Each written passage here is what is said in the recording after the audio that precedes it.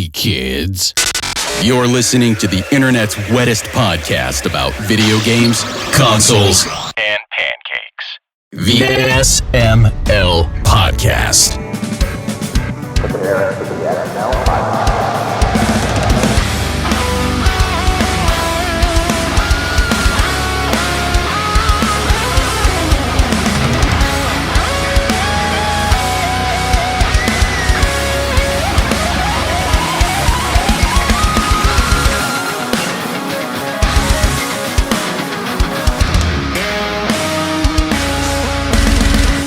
What's up, everybody? This is the SML Podcast. I am your host, Joe. We are counting down to the end of the year. This might be the last episode. We might have one more. We still don't know yet because we are unorganized. Aki's here, Bri's here, Jacob's here, and we have a Lloyd Berry joining us. How's everybody doing? I'm alive. Decent. I'm here. You are here. I can save the rest of my horror story for later. Yeah, the horror story will come later, but shit happens.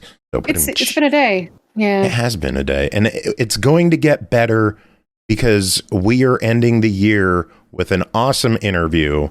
A couple of weeks ago, I got an email about a new update hitting a game that we talked about previously on the show. I don't know if we just talked about it or if we covered it, but Super Animal Royale, which is a little top-down battle royale with cutesy animals.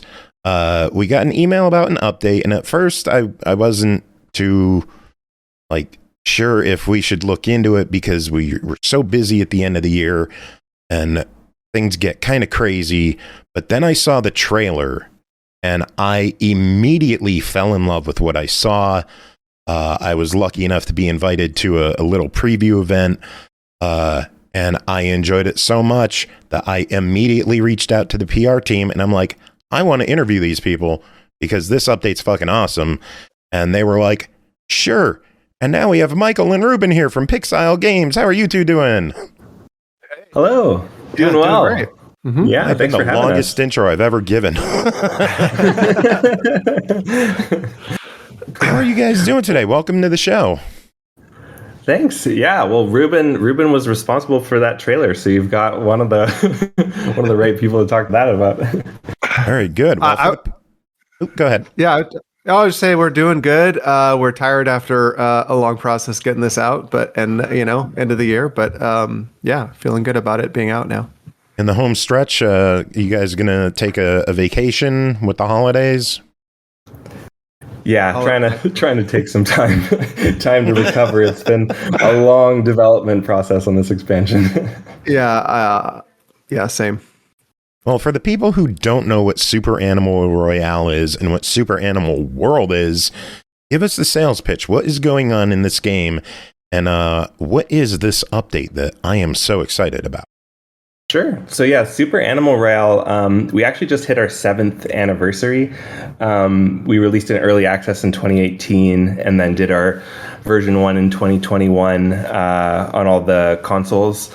And it's basically, like you said, a top-down shooter with cute animals fighting to the death. So we have a lot of fun of that twist of the cute and cozy, but they're actually fighting each other to the death. And the matches are pretty quick. You can win in 7 minutes, so it's a little faster paced than some of the other battle royales, but kind of has all the same trappings of the genre done in a more accessible, quick way and a pretty unique theme.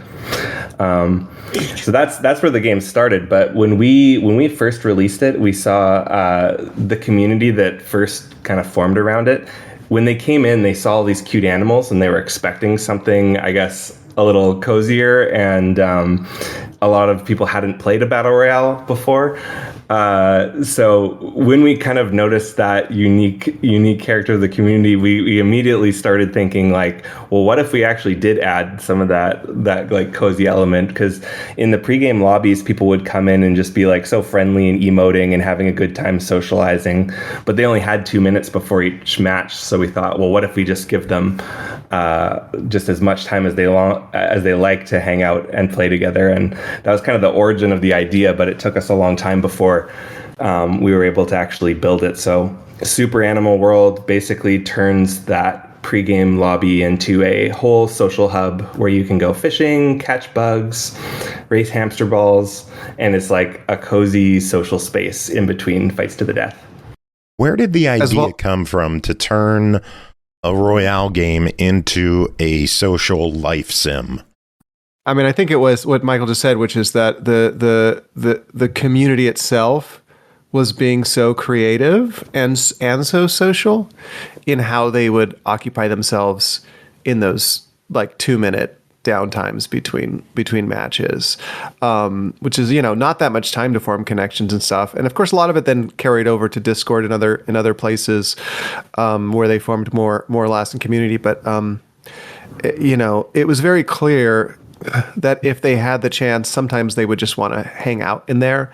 We have a lot of great customization options with over 500 animal breeds, different ways people can express themselves with their animals. And I don't know how many cosmetics Michael maybe knows, but a lot.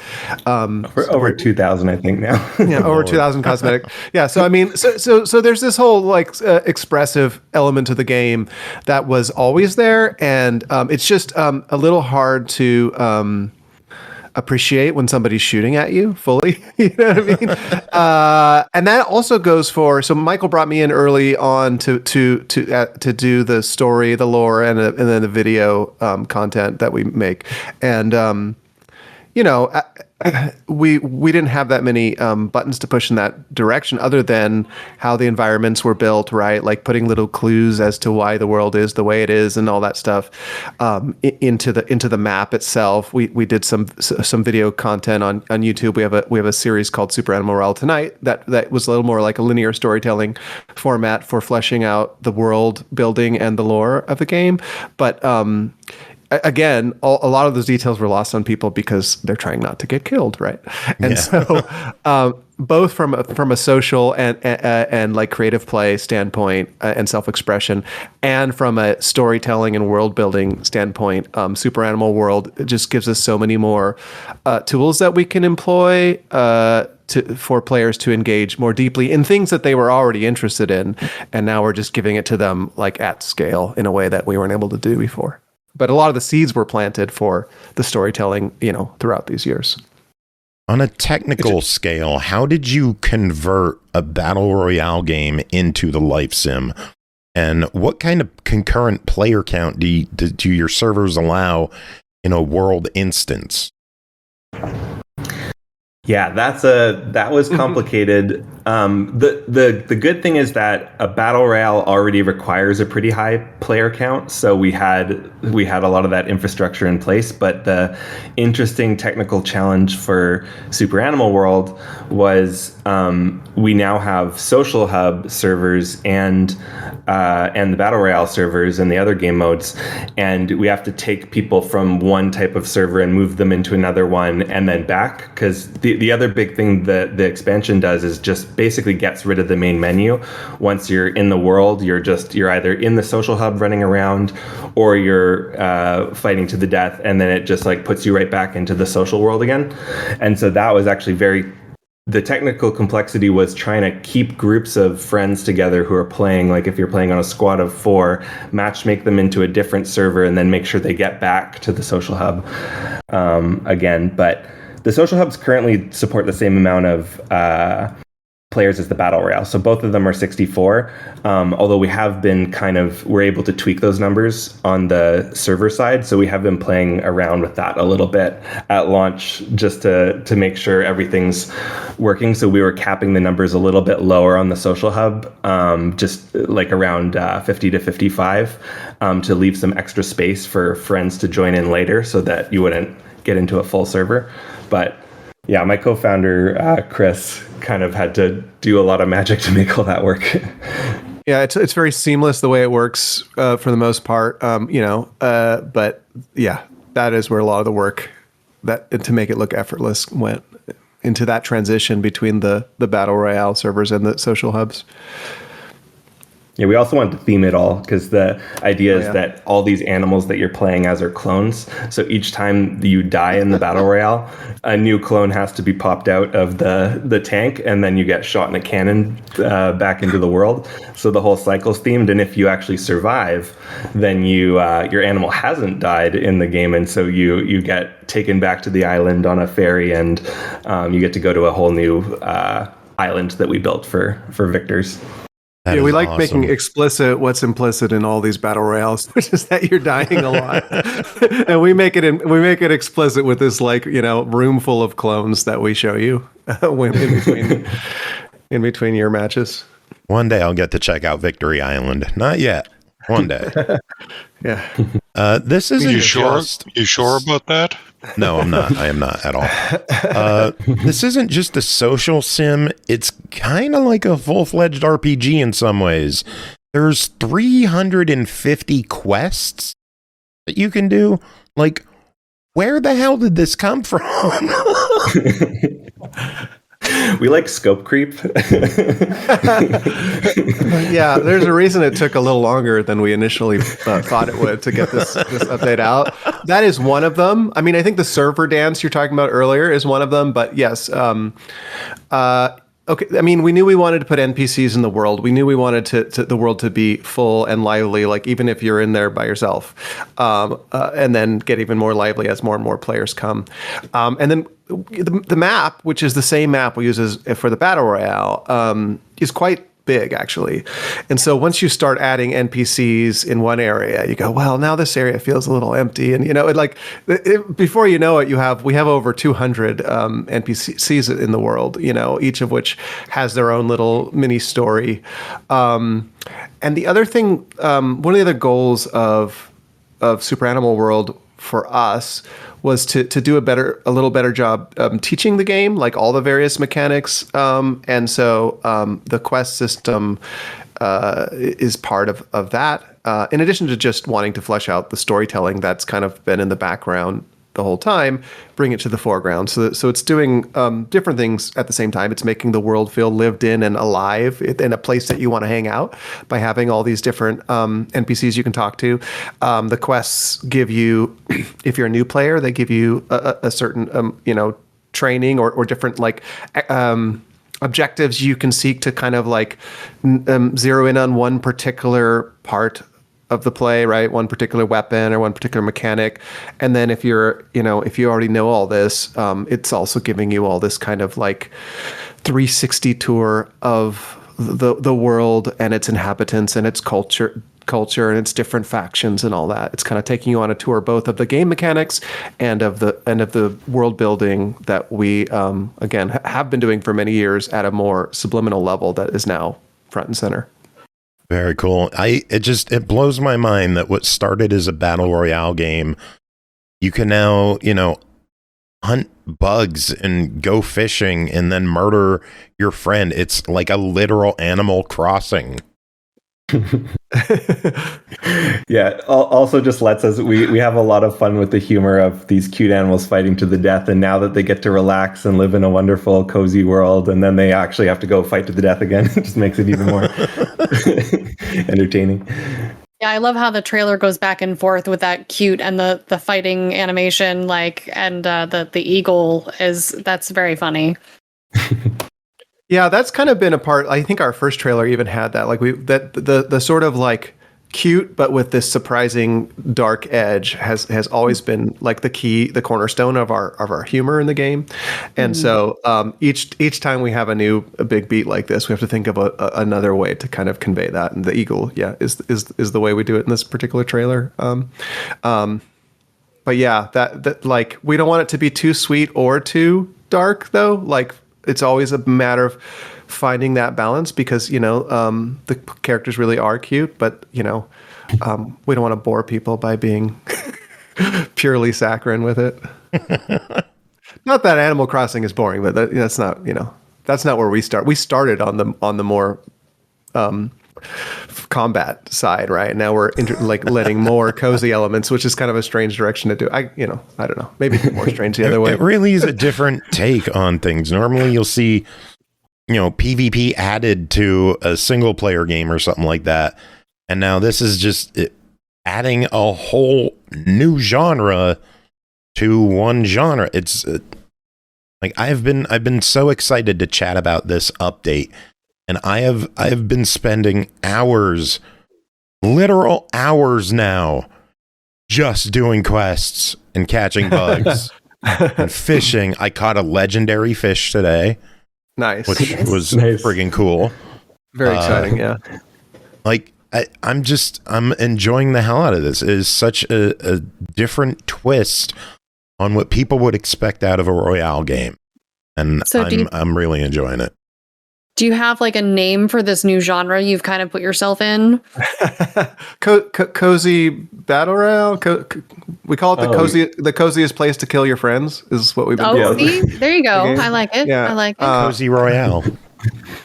Yeah. Yeah, I think Cozy Royale works, or Cozy Combat, maybe, because we have other modes, right? We have Infection mode, and we have the team mode. So yeah, and we're always experimenting with different combat modes as well. So actually, speaking of your different modes, you've got like besides the main battle royale, you've got the Saw versus the Rebellion mode, the Walking Dead, and are private matches new now too? Is that, or have they been around for a while? We've had private matches for a while. They've still been, they're in sort of a beta where we give them to like tournament organizers and things like that. So we built the tool for that, and we've been thinking about how we could roll it out more widely. So it's not available to everyone to host, but anyone can join. Yeah. Well, tell me about the Saw versus Rebellion mode and the Walking Dead. That's interesting. Yeah, so Saw vs. Rebellion is the conflict between the Super Animal World security forces and the Rebellion, who you meet in the quest in the world, the two main factions. So you basically have two sides, 24 versus 24, and you get to pick a class at the beginning. So you can be a medic or an assault class, and then you're capturing 3 different control points.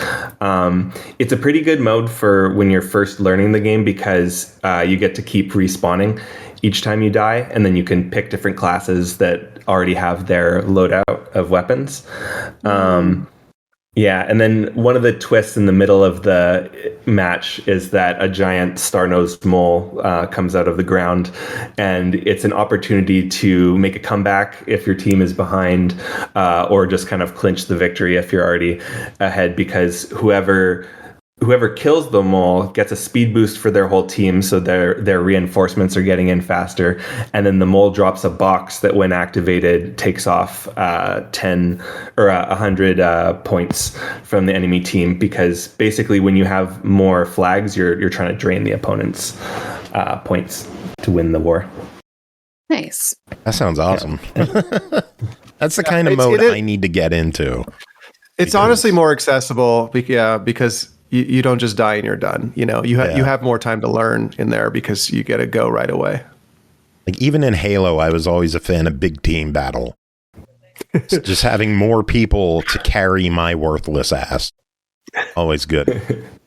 Yeah, you could get a support role. I just did the quest one of the quests where you're supposed to be a medic and do a certain amount of healing, and I was like, oh, this is kind of nice to not feel like I have to go out and shoot someone, to like stand behind the guys who are shooting, and because I'm famously the worst player on the dev team, so I also like Saw vs. Rebellion a lot, because it doesn't feel as stressful as the battle royale, which I have not. I spent a lot of time on Victory Island during development, because I was playing by myself just against bots, because we were on just developer servers, and I was starting to feel pretty good about myself. And then this week, when everybody came back and I started playing against other people, not so much. I have not been back to Victory Island since the launch of Super Animal World myself. I'd have to find a good squad or something to get there, I think.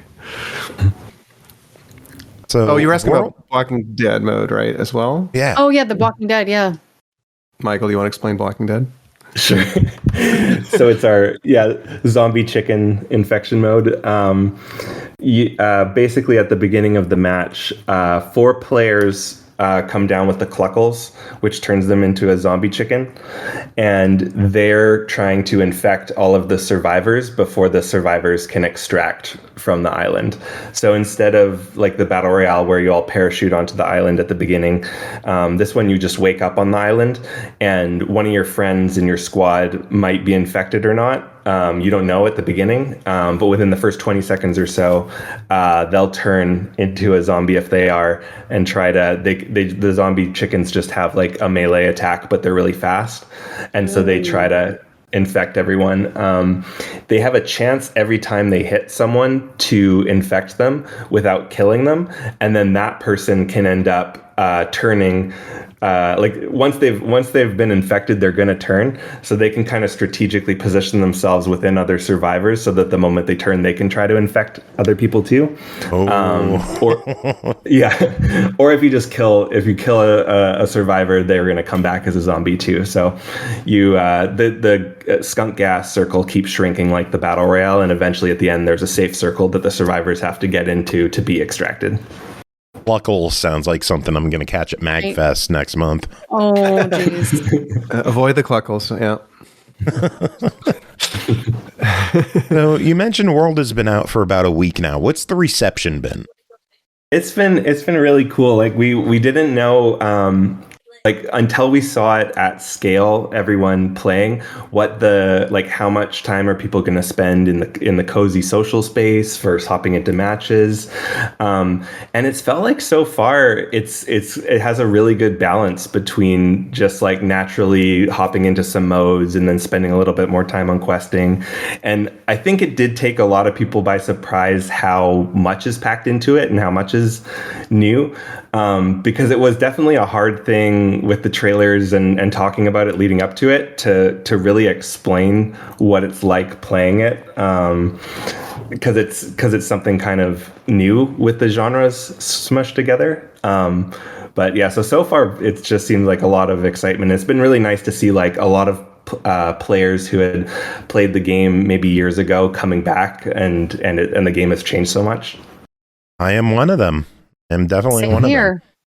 Although it was really awesome when I came back. I had so many Xbox Game Pass perks waiting for me. Oh, I know, right? Yeah. I'm not one of them yet, but I'm going to be one of them. So, I don't remember there being so much tutorial when I first played the game back then. And so I really was interested in these new quests and things to kind of act as a bigger tutorial. And also I was interested in the lore. I totally want to know more about that if you've got some things to share. Just the backstory of the world and that, like seeing the clones and stuff was a really good like reminder of everything. And sure, I can take that. So the basic backstory of Super Animal Royale and Super Animal World is that Super Animal World was an island theme park in which these genetic experiments, human-animal hybrids called super animals, were sort of like, imagine you go to Disneyland and you've got, all the like attractions and stuff, and but the mascots walking around rather than humans wearing suits are genetically modified to look like big walking cute mascots, right? And they have human and animal DNA mixed in. This was fun for a while until some of the animals organized in secret and rebelled, thus the beginning of the rebellion in Saurus Rebellion, and let's say ejected the humans from the island quite forcefully, and the corporation, the SAW Corporation, in response to their big investment in genetic engineering and this island and this theme park that had become popular, was trying to figure out what to do. Do they just get rid of this whole thing and cut their losses? And then they get this idea that, well, they have this violent impulses clearly because of what they did to the humans on the island that one day. What if we make them fight each other and put it on television? And that is the Super Animal Royale. So when we enter the world, we are in the Super Animal Royale era. But when you walk around and talk to NPCs and go through the story, you'll kind of learn about the events that led up to Super Animal World, the somewhat problematic theme park, becoming Super Animal Royale, the very problematic fight to the death.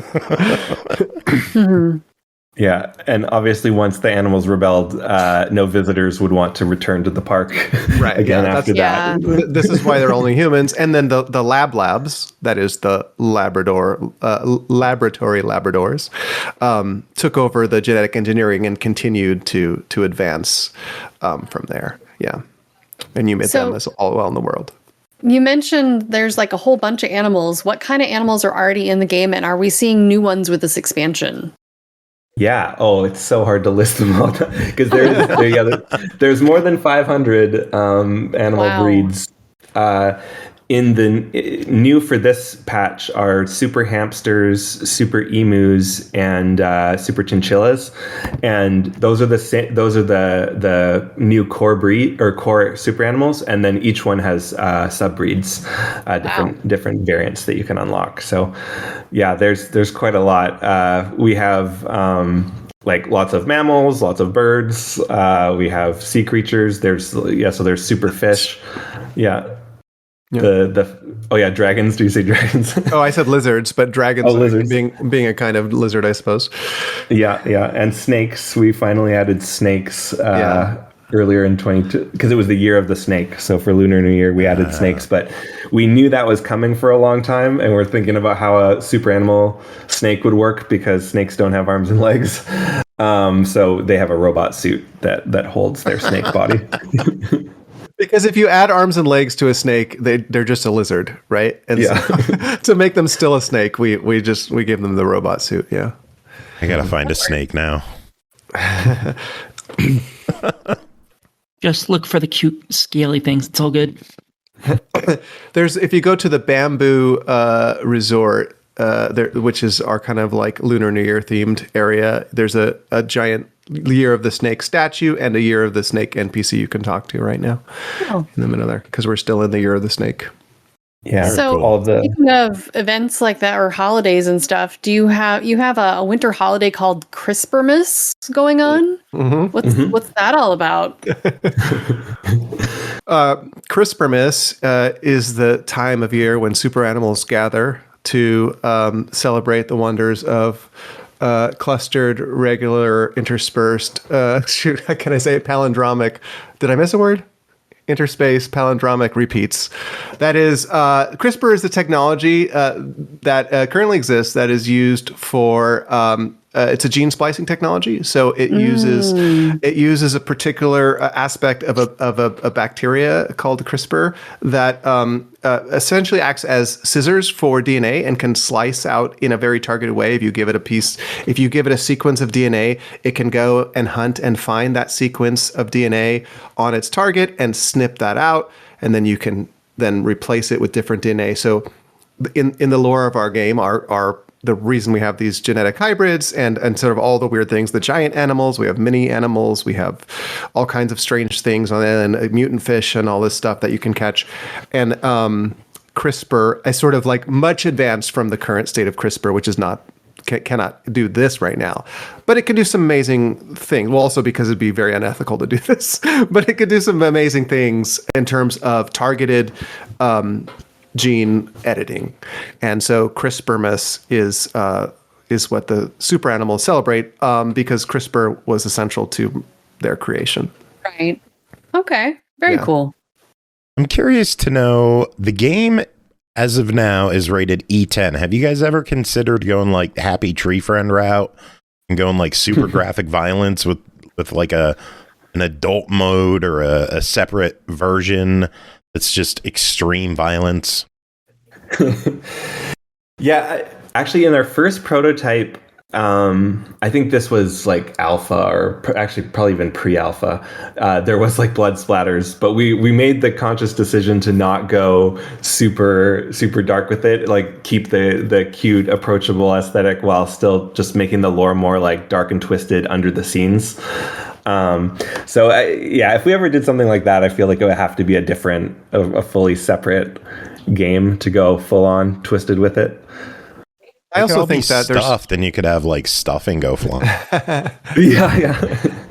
Yeah, I mean, I think there's something really funny about, so we have the death explosions, right? And you can kind of like, it's a cosmetic that you can do. And like one of the things that actually helped me get what this game was going for when I first got involved, because this is one of the earliest, I think, death explosions, is you get shot, you fall down, and then you explode into spaghetti.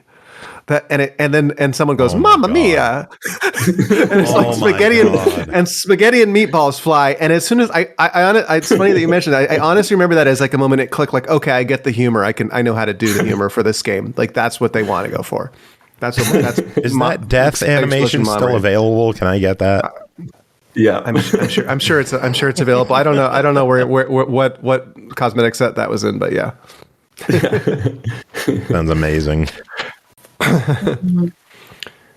So for some of these new activities that you have going on, is there like gamification to them? Like, do you get points towards gear for doing well at these mini games and stuff? Yeah. You earn experience, which helps you level up, and then that gives you progress on your animal pass and other systems.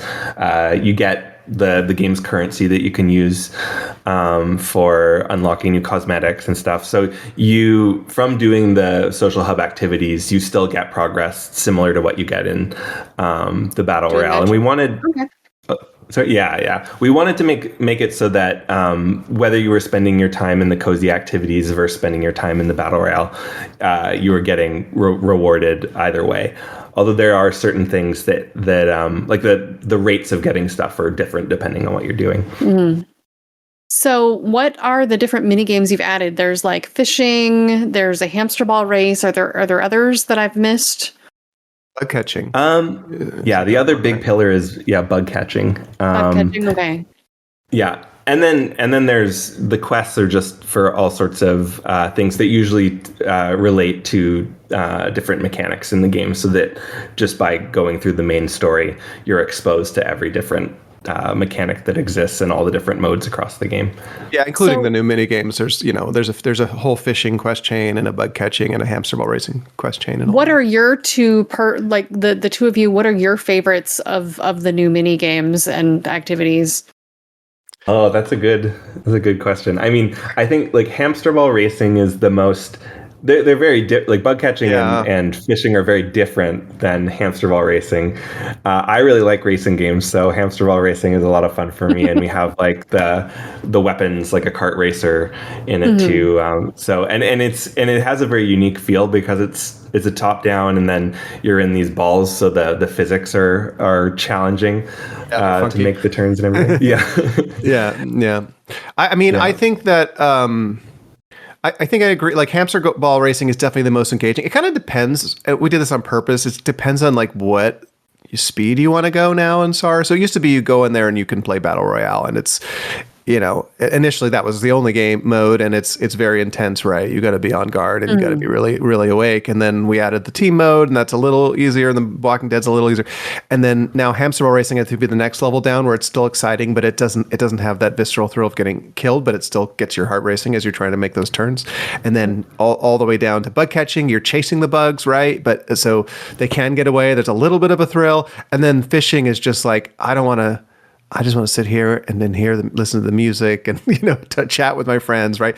So there's this kind of nice continuum of things you can do now, depending on your mood when you enter the game, that I think is really distinct. And then I also want to say that I think that the questing, although like not a mode per se, because it spans all modes, I've found to be very addictive is a loaded word, but it really lures me on and on. It's like, oh, I just want to do one more quest. Oh, let me just turn in this one quest. Oh, they got one more quest, like that feeling of the variety of activities you might go as each day your quests refill, and like, oh, I'm going to do a little hamster, and I'm going to do like, just get a little taste of everything. I mean, Animal Crossing has a little bit of this as well, but I feel like in this, because it's mixing the sort of cozier, like, oh, I'm going to catch a legendary fish, and then I'm gonna go be a zombie chicken for a while. It's like that variety of span of like very cozy, very very like low heart rate activities, all the way up to like oh, I got to get to Victory Island to pass this quest. I'm going to have to, sweat for a little while. Like I like the sort of like the way the quests ping pong you through the thing so that you're constantly stimulated in different ways at different levels. I will say one thing that I enjoyed and I thought was a great way to help move people around the map and explore more was that you have like these like warm ocean fish and different types of areas that you can turn up on your map to see like where you might find a certain type of bug. And so that was a really cool way to move people around the map, I thought. Yeah. Yeah, no, it's having the different bugs in the different areas and the different fish in the different areas.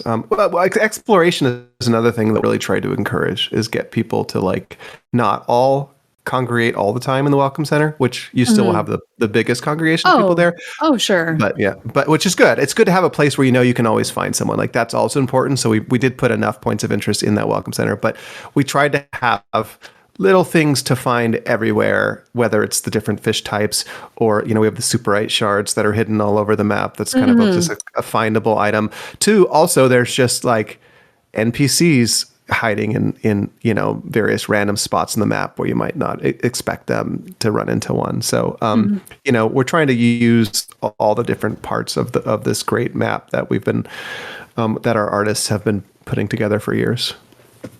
Speaking of things you don't expect to run into, during the preview event, someone during the event made a mention of dying on the world map. That was me. I'm the idiot who died on the world map. Do you want to explain to people how I died? You talk about how I break games all the time. What the hell? How did you manage that?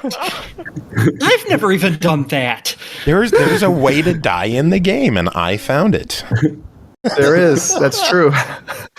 Yeah. I don't know, Michael, are we talking about this yet or what? I mean, I guess we should say spoilers for anyone who's listening that hasn't found this yet. They could like skip ahead a minute or something. But yeah, exactly. This was my co-founder added this to the game just randomly at one point when we were in the prototype and didn't tell anyone about it. And so when we were testing, we would go up to the north. It's in the north tundra and just die. and it's really fun, unexpected moment. Yeah. Well, I was just gonna say, so because I think I encountered it first. I don't know why, but this creature, which it was like programmer art. It wasn't figured out yet. It was like Clog was like, I think bored one night, like, and just like wanted to do something like to surprise us, to like as a prank on us. And it actually didn't have that limitation initially of staying in the tundra. It could find you anywhere on the map. And so for whatever reason, I swear he hard coded it because it loved me. This thing would show up and smack me on the head wherever I was whatever I was doing. And I'd be in there like trying to test something, like trying to do work, see if some quest was working and whatever. And I just like, wham, here comes this monster and hits me over the head. And I remember, Michael, I'm like, have you seen it yet? Has this thing? And you're like, I don't know what you're talking about. Yeah. For some reason, it loved you. It just kept killing you, and I kept just not seeing it. Michael could not find it, so I don't know if that was hard coded or if I was just very lucky. But we thought it was too much to have it be everywhere because like part of the thing is we want it to be relaxing, right? But I was like, this was too exciting of a moment. Like the thrill of being in this cozy mode and having this unexpected encounter with this monster was too thrilling. I'm like, we can't throw this away. We just need to restrict its like range a little bit, right? And then we rethemed it for, like we did a proper thought about what is this thing and all this stuff, and that's how we ended up with what we have now. But yeah, that first experience of seeing that was just so hilarious. And it's been hilarious to watch players post their screenshots as they all like, what just happened, or their video clips and stuff like that. Has been actually one of the most fun things about this first week is because you'll never get that first time getting bopped by that thing again.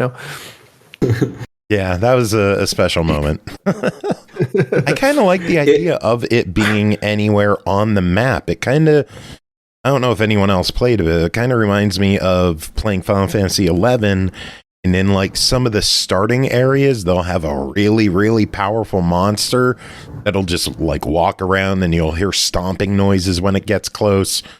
And if you aggro it, it will just wreck you immediately because you're low level.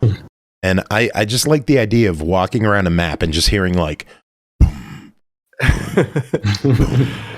like, oh, fuck, what did I do? Yeah, it's really fun. The reason we restricted it is because you are spending a lot of time in this is supposed to be the counterpoint to the battle royale where you're always hearing those footsteps, you know what I mean? And we want to make sure you can, once you figure it out, once you've had the first encounter, that you can be in some places where you're actually safe until you enter the battle royale or the tundra.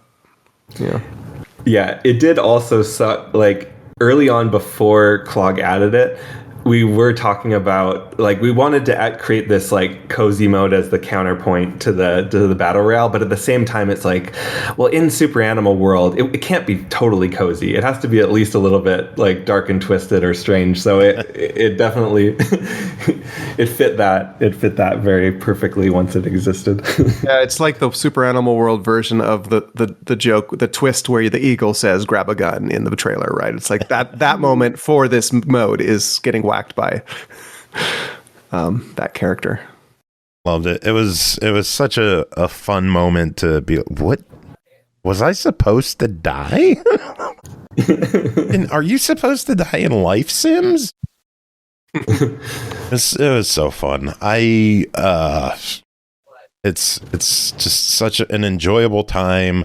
It is a free to play game. What kind of monetization is in this?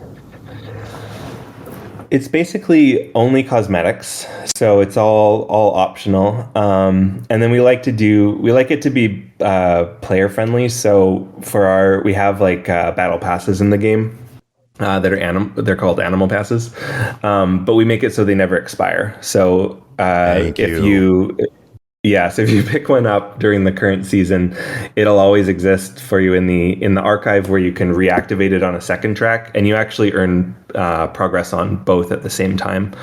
It doesn't like split it in half between them or anything. You just earn full experience on both. And then that also builds up a whole catalog of past seasons so that if you come into the game later, you can go back and purchase like old seasons. And there's just they're available for a small discount during their current season as a reason to pick it up during the season rather than later. But outside of that, you just own them forever. And so you can take your time completing them. That's how it should be. I hate FOMO in games like this. And this doesn't force that. Yeah, it's worth pointing out we've always thought a lot about the sort of negative side of free to play, the FOMO, like the sort of monetization tactics, and try to do our best to balance it. We definitely have a lot of conversations about how to balance it so that, obviously the game needs to make money, but we don't want players to feel like we're exploiting them. Like that's really important to us. So how big is Pixile Studios? I think it's got a mixture of we're fully remote, mixture of like part-time, full-time. So there's like I think there's 17 of us now, but okay. And then maybe that adds up to like 10 or 11 people full-time when you add people together. So that's pretty big scope for a small team. Yeah. Yeah. For sure. Yeah. Yeah. We have that habit of trying to be a little overly ambitious with a small team, but especially with with live service, because you have all the community management side of it, right? That's its own problem, as well as development, and then all the art, all the cosmetics, all the like seasonal like treadmill of content of getting new content out there, which we haven't been doing actually the last 2 years really as we've been working on this, but we're going to start doing again, having our regular update back to our regular update schedule. And what is in the future for Pixile? Like, what can we expect in the future for Super Animal World, Super Animal Royale? Are you guys going to officially rename it to Super Animal World? That's a Like we've debated that one a lot internally of should it just be renamed or keep the name? What are the pros and cons? So far we've kept the name Super Animal Royale, but we're using the art for Super Animal World as the new game box art and everything now. Especially because I guess the way that we're thinking of this whole expansion is it's giving us like kind of a whole new foundation to build on top of, with Super Animal World being the kind of pocket for everything, because now we have this central social hub where you can launch into the multiple modes that we already have while also staying in it and doing the questing and stuff. So we have a lot that we can add now on both sides, like update the existing modes, hopefully add new modes, and then keep kind of building on all this cozy stuff in the social hub as well. So we're really looking forward to, after more than 2 years of just building this, to get back to like every quarter we're planning to do major updates to the game, adding more content on top of all of this, basically. And speaking of scope creep, we did end up with this running gag where everything was like, we're going to push that to 2.1. Oh, that'll be 2.1. Oh yeah, let's move that to 2.1. I guess we're not going to have time for that. I guess that's a 2.1 thing. And I think by now 2.1 might be bigger than 2.0 was, which is to say 2.1 might also get waterfall into 2.2 and 2.3 and 2.4, which is just to say that there's as much as we were able to pack into this one, there's probably equally as much or close to that we wanted to do and just had to eventually, make some cuts. So I think just getting to everything we had in mind, for this launch is going to keep us busy for a little while, as well as new ideas will come up, of course. Mm-hmm. So we like talking about the weird stuff on this show. What is the weirdest thing that we might see in the future from Super Animal Royale? Like the weirdest animal, weirdest skin, weirdest explosion. I love the fact that I have a snow globe as a tombstone now. Oh man, in a game so packed with weird stuff. What are some of the highlights of weirdness? I mean, For me, the weirdness is in the characters, because that's what I'm spending my time working on. And like, mm-hmm. if you talk to all the different characters that we just added and go down their weird quest chains, like, I mean, I don't know if you've come across the Prophet of Banan, just as one example of quite a weird little side trip that you can take in the world. I mean, you mentioned the Monster of the North as well as like a weird thing that you can encounter. Like, I don't know about future stuff, because we have some definitely weird future ideas that we're planning that we can't talk about yet. But there are plenty of little weird moments. I mean, one thing is just, if you talk to an NPC, like, and then they just have one thing to say, talk to them again, because they all will. If you keep talking to them, they'll all give you a story, and some of them are quite strange. Yeah, so that's my vote. Yeah. Yeah, I don't know if I should even highlight it, but if you go into the restaurant Meet and Eat in the Welcome Center, that's one of the more twisted establishments on the island. Yeah, you have to think about what it means to meet and eat a super animal. Oh, man. Well, I know we've been chatting for quite a while. Is there anything you guys wanted to bring up that we didn't mention? Yeah, I'll just say, we're really excited to see how people interact with this over the coming months, and how we're going to be able to grow from this foundation that we set, as Michael said. I think that if you are a player who is interested in cozy, but not as much in Battle Royale, this would be a good, or maybe you're slightly Battle Royale curious, like this would be a good opportunity to explore that a little bit more, in a way that in a community that's quite friendly for the most part, and in a world where we've now made it so that you can get a nice little rest between the more stressful moments. And so I'm hoping we're going to be able to expand, our audience and our base beyond purely competitive players, or maybe turn non-competitive players into competitive players as well. That would be a fun change if I could get into competitive. I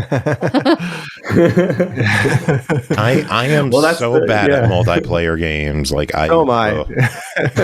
Yeah, no, so am I. This is like, yes, I feel you on that. And but I have found myself drawn more in by this. Like I like this version of Super Animal Royale much better because it does just lures me on to, it gets my competitive goat up a little bit more because of the questing and all that stuff. Mm-hmm. Yeah, that was a really big hope with the game. It's like just so battle royales can be very punishing, and that's part of the appeal of them too, is just like trying again and getting a little better over time. But we did really want this to kind of make it a lot more accessible, and so as you're just going along and doing story quests, we're hoping that's like subtly teaching you the mechanics as you play in the more cozy space, so then when you hop into the competitive mode, you're sort of naturally getting better and better at all of that stuff too. Very good. Well, Michael and Ruben, I want to thank you two for coming on, hanging out with us. Bri, did you have any other questions you want to ask? I do. I have one question because it hasn't been mentioned yet. Any plans to do any more achievements or trophies in the future now that you've got some new stuff to play with? Yeah. Yes. I think we need to go back and look at exactly all the platforms, how we can add those, because it was something that I think that we really should do, but there's different requirements for each different platform. Yes, I know how you're able to do have that. Yeah. platinums and they have different stuff. Xbox is a little easier to do what they call title updates. But yeah. Because I think you've got a lot of fun stuff to play with now. Big advantage of achievement title updates. There is that, but no, I think you guys have lots of fun things to play with, like getting a legendary fish, or winning hamster ball races, or something along those lines that I think would be fun for achievement purposes to help give people some extra gamification to move them through the new content. Like that would be cool. Mm-hmm. Yeah, that's actually one more thing on our 2.1 list that we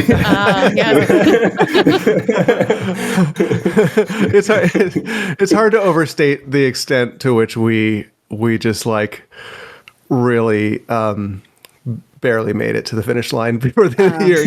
I mean, just because this really was a huge lift. Again, 17 people and not even all full time and all that stuff, and then. In addition, like the thing we when we were back in early access and only releasing on Steam, it was one thing. But in addition to managing a big live service multiplayer experience, managing like simultaneous console and PC releases on all the consoles is just like another layer of what makes us kind of biting off more than a small studio typically does. But yes, we'll get to it for sure.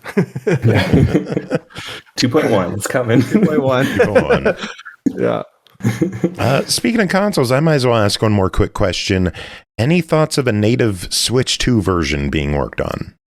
Definitely something we're interested in. Yeah, we'll see what we can do. But yeah, we're definitely very interested in it. The game already runs really well on Switch 2, gets good frame rates and everything like that. But it would be fun to also see what types of things we can take advantage of with a native version. Yeah, I think everybody that we ask that says, "Oh yeah, we'd love to if we could get a dev kit." Yeah. If you know someone with a dev kit, let us know. Well, where can people keep up to date with you and what you guys are doing? We actually redesigned our website too for this. So animalroyale.com has a new fresh coat of paint, and then we're on all the social media channels, mostly at Animal Royale. A few of them like Instagram or Super Animal Royale. And then we have a pretty active Discord server with artwork, game feedback, a bunch of different community programs, content creators. Lots going on in there. So you can find tournaments, community run tournaments and that type of thing in there. Very, very awesome. Again, I want to thank you two for coming on, hanging out with us. Super Animal Royale /World out now on all the platforms. Get it. It is free to play. Give it a go. Have some fun. We are going to take a quick break. We will be back with more show. Michael and Ruben, do you have any final words to end this interview? Thanks for having us. Really appreciate it. Yeah. It was fun. Yeah, fun to talk about it. Yeah. Thanks for having us. And sorry again about the Discord shit. Oh, yeah, we never got to wrestling. Oh, yeah.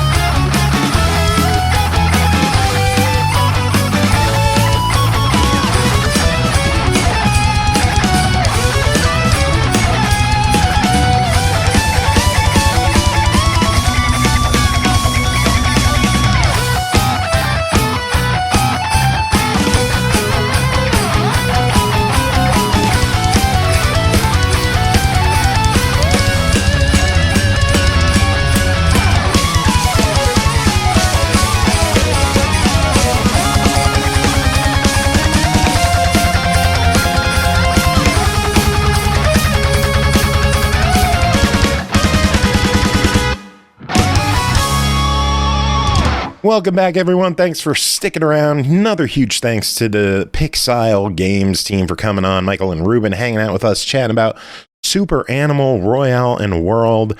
Again, give that a go now. But we got more show to take care of. Bri, how was your day? Well, actually, my yesterday was also weird. I went to the real life liminal space horror known as IKEA. So that was an experience. If y'all have never been to an IKEA, it's kind of a weird dystopian thing. It's bizarre. With tasty meatballs. Yeah, I didn't eat the meatballs. Oh, come on, Bri. Yeah, there was something. We told her she was doing it wrong. You there did was it wrong. something about the whole atmosphere of the place that made eating there off-putting.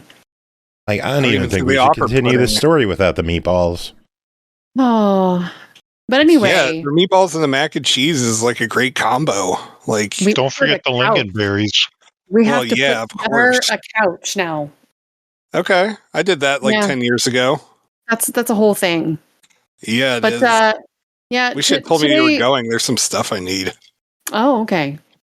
But yeah, so and then today started off rough for other reasons, and then the basement flooded a little bit.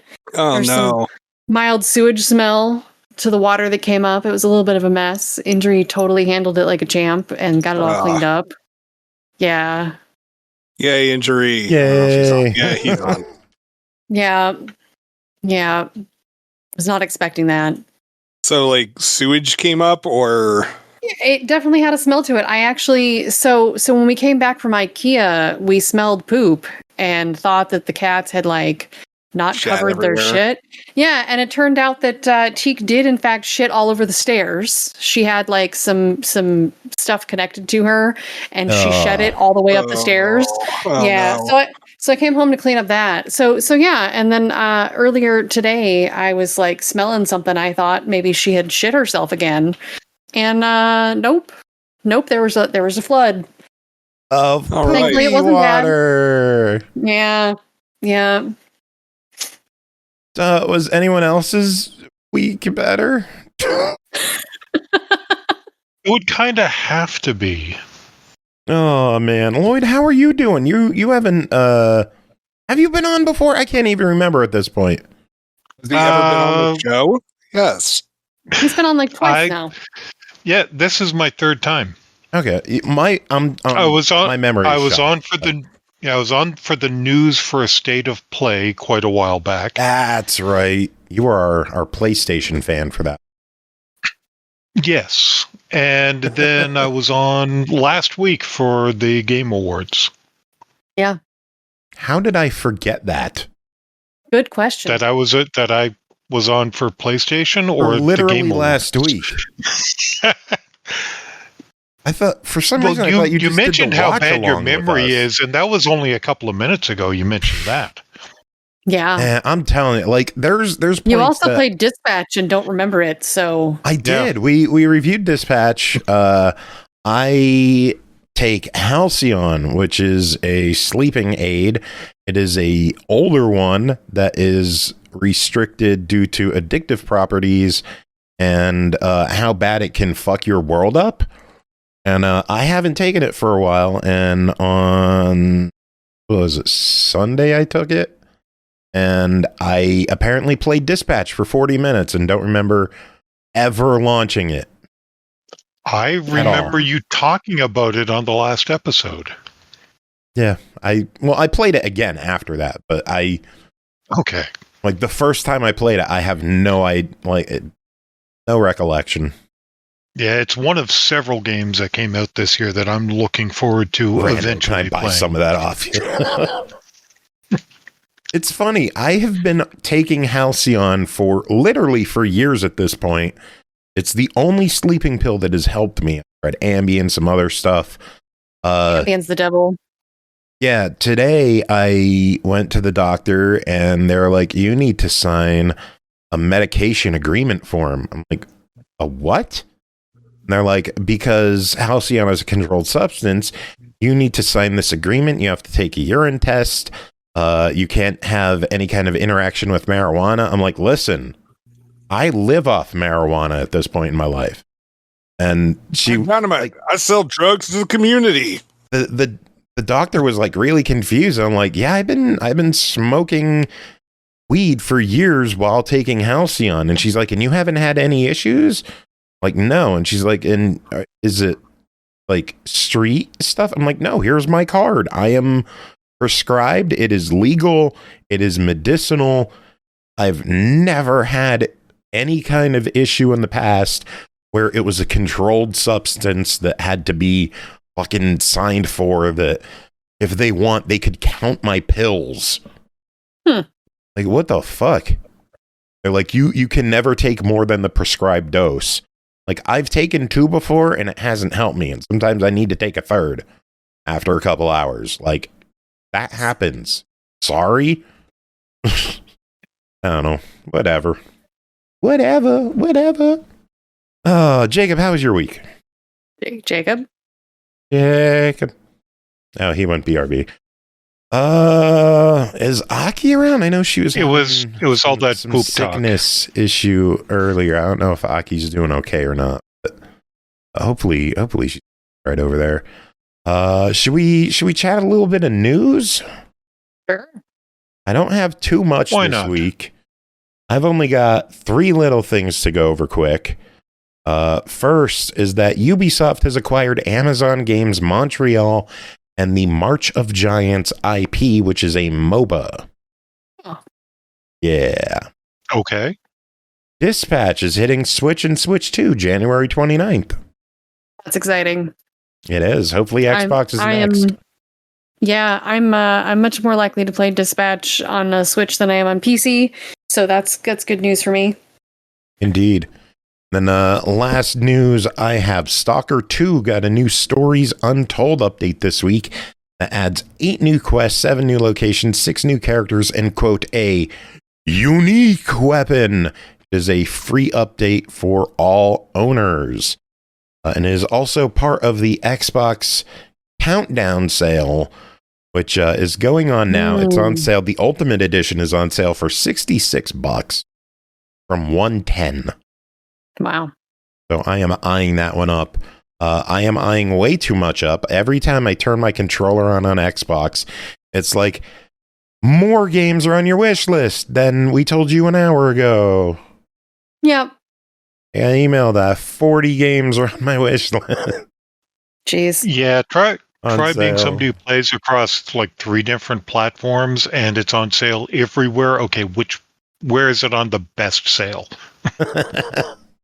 Yeah, I went through my wish list and I just for shits and giggles, I added a bunch of stuff to my cart to see if I were rich, what I would need. I think like $400. Yeah. What do you need $400 for? 30 games. What do you need 30 games for? Don't. Games. Yeah. The sale is insane. There is so much stuff on sale. Like stuff I've never seen on sale before is on sale. So. Yeah. Bri, what news do you have? Humanity, the game, is sunsetting its game servers close to the end of March. You'll still be able to play the main game, but the user-generated stages will be discontinued. There are some achievements and/or trophies associated with that. Is that game? Is that game only on Xbox? Is it on? No, it's on PlayStation. I have no idea. No, it was on PlayStation first. All right. Oh, there you go. So yeah, they're going to be discontinuing the servers. That's a bummer. That's still fairly new too. Yeah. It's a couple years old now. Yeah. But that's the only news I had. Carnage just linked 2 more indie games are getting delisted with Gravity Oddity and Guilt Battle Arena. Going bye-bye. Well. Damn. Or if I have either. Lloyd, any news you want to talk about? Well, since you were talking sales, I'll say the Steam Winter Sale just hit as well. Oh, nice. Yeah, that's more things I can't afford to buy, even on sale. True. And with all the games going offline, I think I'll just say Marvel Rivals just hit its 1-year anniversary and is still going strong. Yay! Yay, and an online game that lasts. You know what online game I miss? Yes, I miss it too. Knockout City. Yeah. Knockout City was so good. It was. Play that again. Dodgeball. Hey, it's a ball. It counts. It is. Yeah, Carnage. It's actually 54 weeks as of today. Aki sale pain. I don't know if Aki's only in Twitch chat or if she's still with us. Or I think she said she's not voice at this moment. She's still in the channel, though. Yeah. He is. So is Jacob, and he's muted. Jacob, what news do you have? I don't have anything because I'm muted. Good stuff. No talk right now. Okay. Should we move on to the reviews then? I thought we were hopefully going to talk about our favorites of the year. Some of us we could, yeah. Aren't there on Tuesday. Yeah, you and Lloyd could talk about them. For sure. What are some of your highlights of the year? So I keep an indie list of my favorites, and I don't play too many other games outside of the indies, really. I did like what I played of Split Fiction, but I didn't finish it, so I don't know that I can count that in my top of the year. But I do. I count it in my top. Well, you got to play it. But yeah, most of my stuff is indie stuff, but there's some big indies in here. I don't have a definitive, like, these are my top 3 games, but these are definitely, or that these are, this is the number 1, etc. But my top 3 on this list are Lost Records, Bloom and Rage, Claire Obscure Expedition 33, and Power Wash 2. Those are some pretty big indie games. So yeah, and then I've got like 20 more games on this list that I thought were pretty good and worth mentioning, like Moving Houses, Tempopo, Crime Scene Cleaner, Keeper. Popo. Yeah. Ooh, yeah, Keeper got mentioned on Tuesday. Yeah. I still need to play that one. Ugh. Revenge of the Savage Planet was really good. Some other just fun ones thrown in there. Thank Goodness You're Here was really good.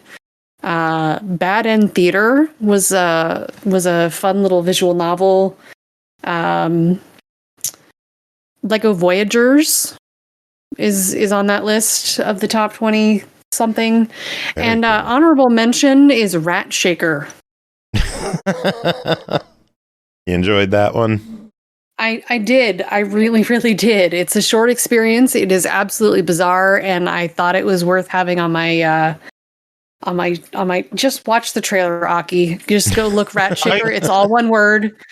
And just watch the trailer. I watched part of a stream of somebody playing that, and my reaction was, "What the hell am I watching?" Because I think it was later game. Oh, it's from start to finish. It's weird. Just hearing the rat screaming is fantastic. Yeah, that was a weird fucking game. Carnage saying the ID streamed it. That was. Mm-hmm. That was how do you make that unique. Not dirty seeming? Yeah exactly, Aki. What the fuck are you looking at? It's worth mentioning though, because it was so entertaining. So Lloyd, what about you? What were some of your, because you're multi-platform?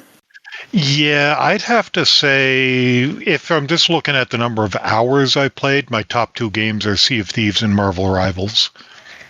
But they're not new games. No, I spent 150 hours in Sea of Thieves, and over the past year, I've spent 500 hours in Marvel Rivals. Yeah. Jeez.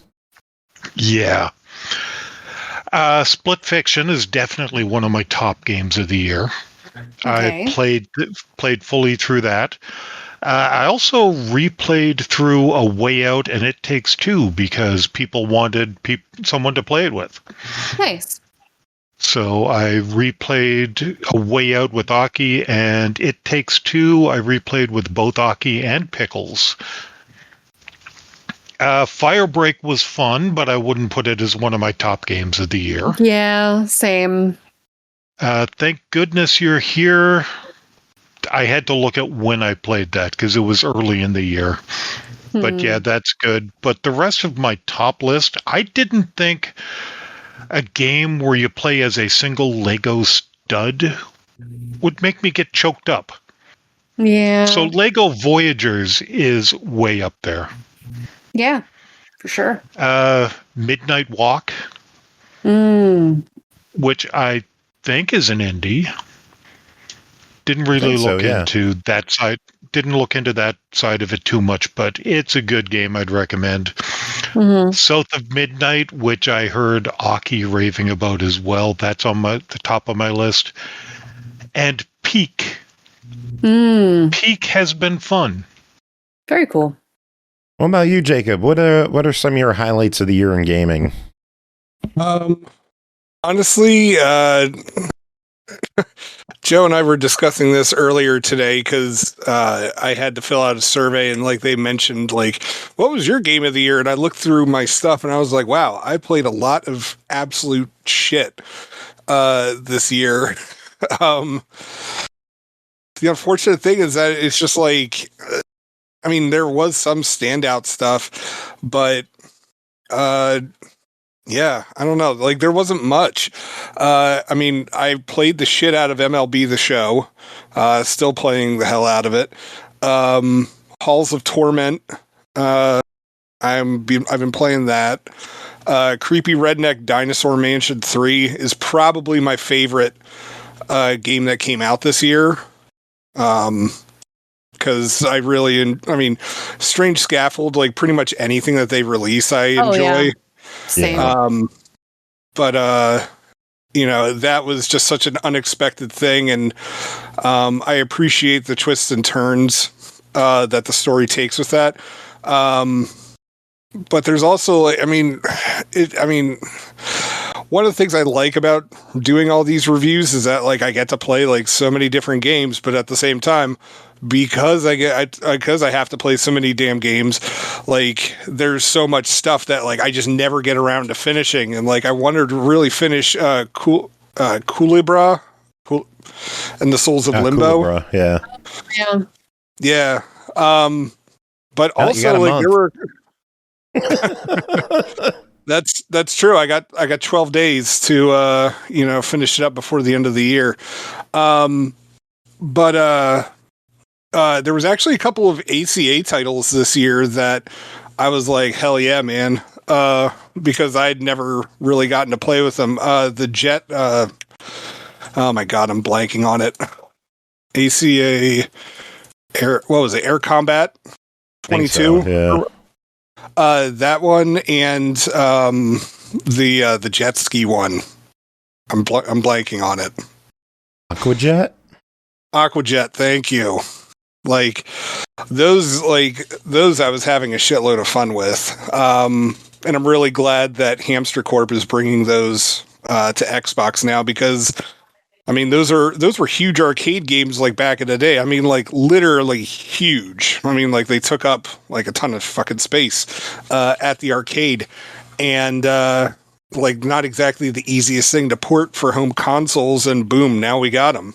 Like you just enjoy it from your living room. So the fact that ACA has returned to Xbox, like that's a big plus for me. I really hope we get some of the older ACA games, because did you see that there's a bunch on sale right now?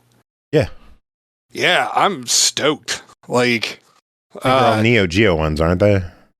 I believe so, but the thing is, like, some of these I don't think they've ever even been on sale before. Like, probably not. The hamster ones don't go on sale often at all. Yeah, and usually if they do, it's like King of Fighters and that's it. So Metal Slug. But I remember usually Metal Slug just being like the standalone titles that would go on sale, not like the ACA ones.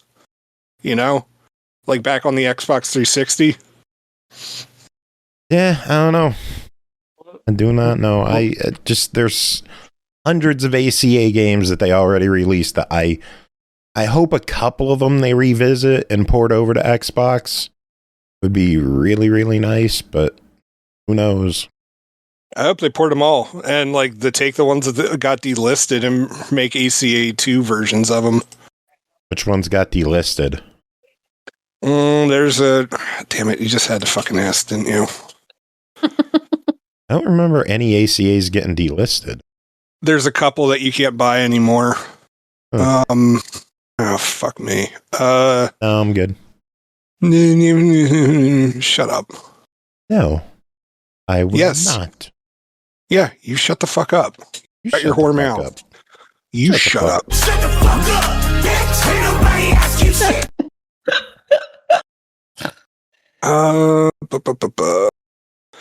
ACA Neo Geo Super Sidekicks 2 is delisted. It's a soccer game. Huh. I had no idea. I want to say that all the ones that were delisted, like they were like weird soccer or sports related ones. So I don't know if it's like licensing with like actual sport teams or some shit. Yeah, I don't think any of those will come back because the Neo Geo line was completely separate from the ACA line.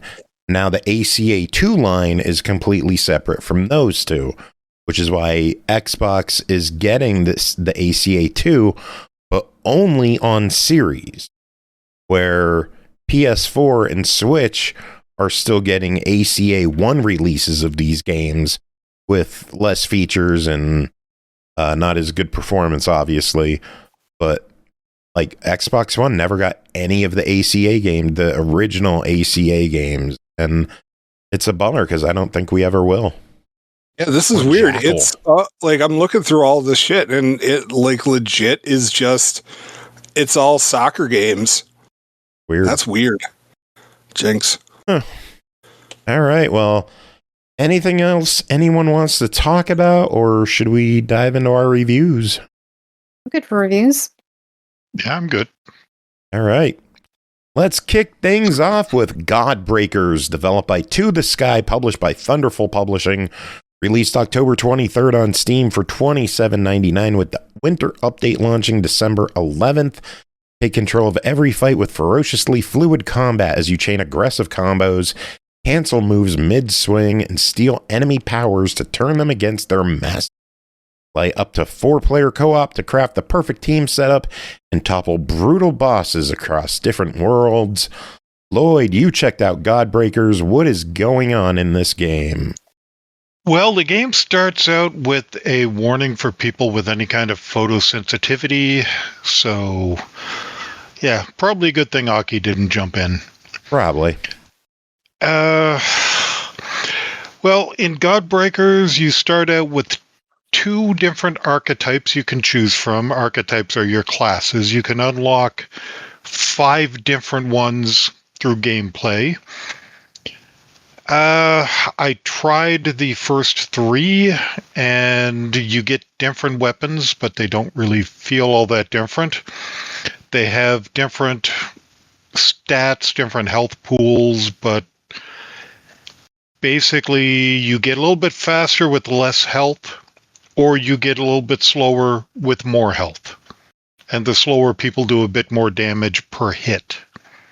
And when they say you can steal the opponent's abilities, when the opponent's health gets down to a certain point, their health bar turns green for a split second.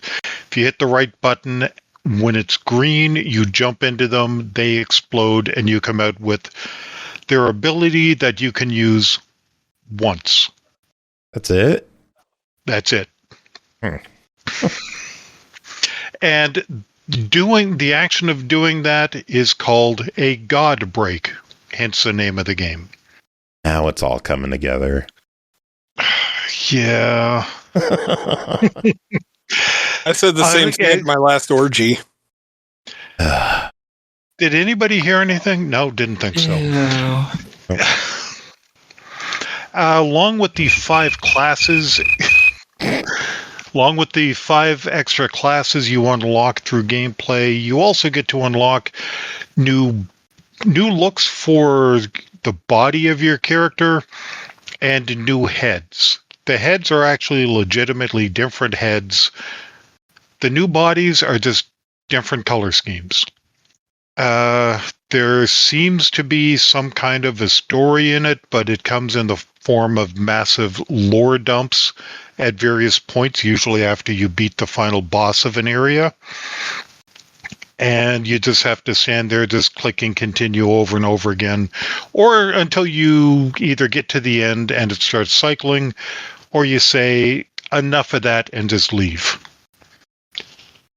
When you start a run, you get to choose between 2 different planets that you can start in.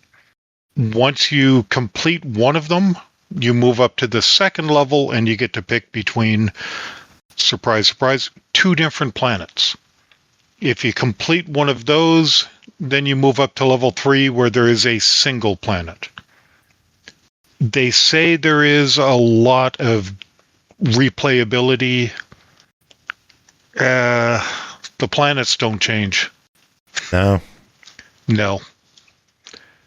So I don't know how much, if you make it through everything, I'm not sure how much replayability there is. I've tried it solo. I tried it in a group of 2. I tried it in a group of 3, one of whom was Bri, so she'll probably have some thoughts here at some point as well. Yep. With more people, it was more fun. From what I could tell, the fights do not scale with the size of your group. That's weird. Yeah. Or if they do scale, it's very minorly. Things were much easier with 3 people than they were with 1. And before anybody says, yes, I'm not great at games, but I was still involved in the group of 3. As you go through and you defeat people, they drop various items, currency. The items can help you on the run. They don't last from one run to the next. The currency does not last from one run to the next, but there is a merchant right before the final boss of each planet. And there you can buy upgrades, you can trade items, you can buy a resurrect for one of your teammates if they've been downed. They don't respawn on their own any other way.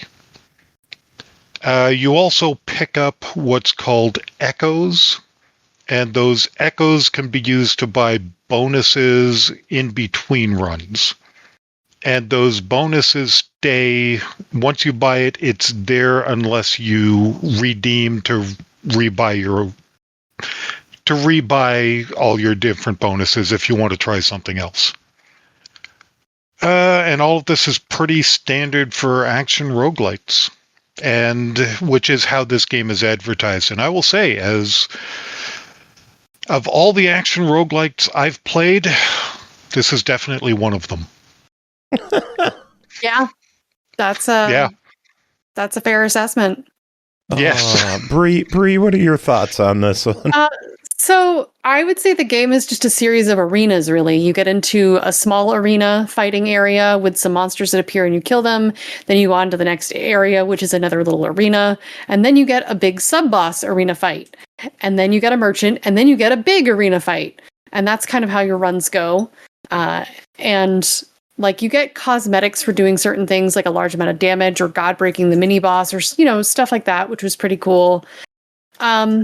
The first time I went in and did a run with Lloyd, I died and couldn't figure out how to come back during the run.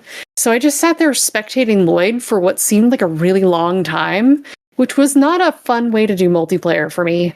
Doesn't sound it. Yeah. Yeah. And eventually he figured out that we could buy the resurrection, but it was just an unreasonable amount of time to just spectate. Yeah, and the only way to get her back in was to buy that resurrection at the merchant at the end of that area. Yeah. That doesn't sound fun. Yeah. The world was interesting enough. You had like this anime style cube graphic thing going on and these large like godheads in robes watching you.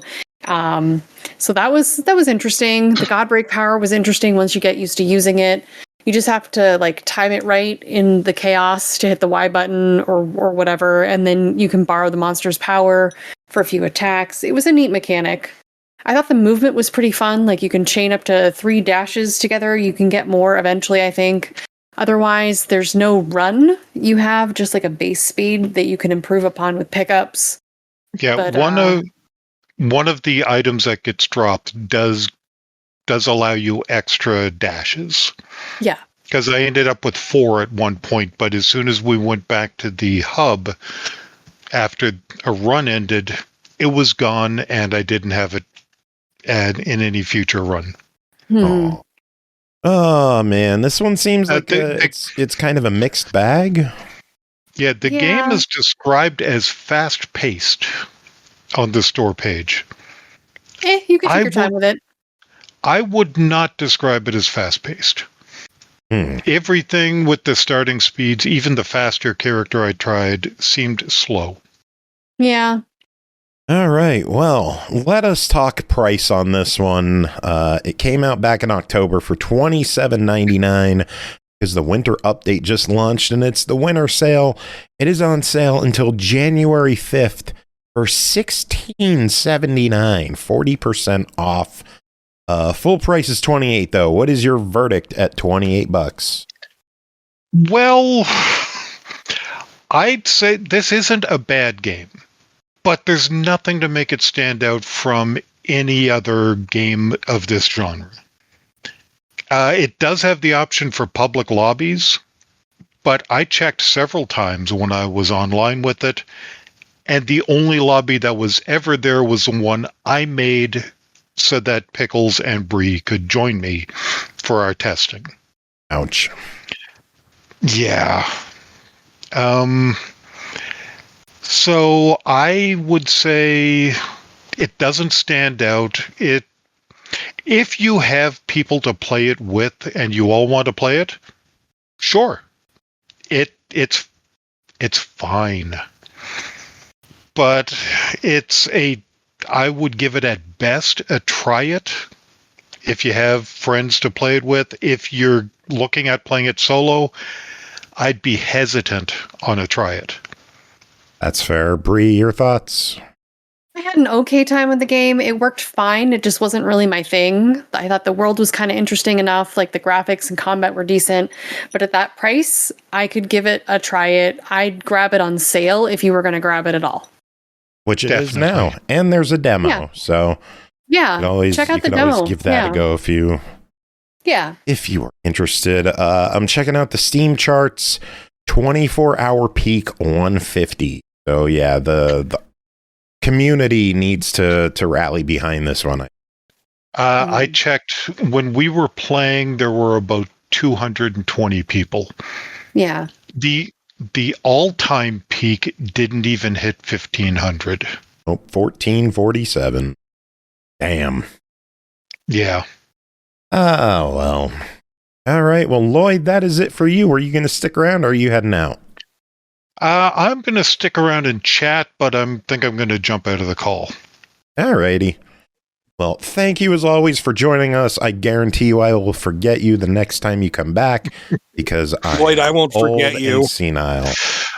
I appreciate that, Jacob. It's the only thing I appreciate you, but I forget Jacob. It's the only thing I appreciate about you, but I do appreciate it. Thank you, Lloyd. I didn't understand that, but I knew it. I know it came deep from your heart. Love it. Lloyd, any final words? Death is only the end if you assume the story's about you. Those are good ones. Good Bye. Next up, Sophia's Animal Clinic Mission Wildlife Park. Developed by Caipirinha Games, published by Joindots. It released December 4th. Xbox One, Series X and S, Switch, PS4, PS5 for $24.99. Your veterinary adventure begins at the wildlife park. Help injured and sick animals such as horses, deer, ducks, donkeys, goats, rabbits, and many more. With a great deal of empathy, you examine symptoms, make diagnoses, and treat over 30 different diseases. Each animal has individual needs and is waiting for your expert help. Jacob, review this game with a great deal of empathy. So Sophia's Animal Clinic is, believe it or not, you're running an animal clinic. I don't believe you. It's true. And in this clinic, you have to take care of, would you believe it, animals. No, I don't. Well, I mean, You're all right, have fine. to convince me on this.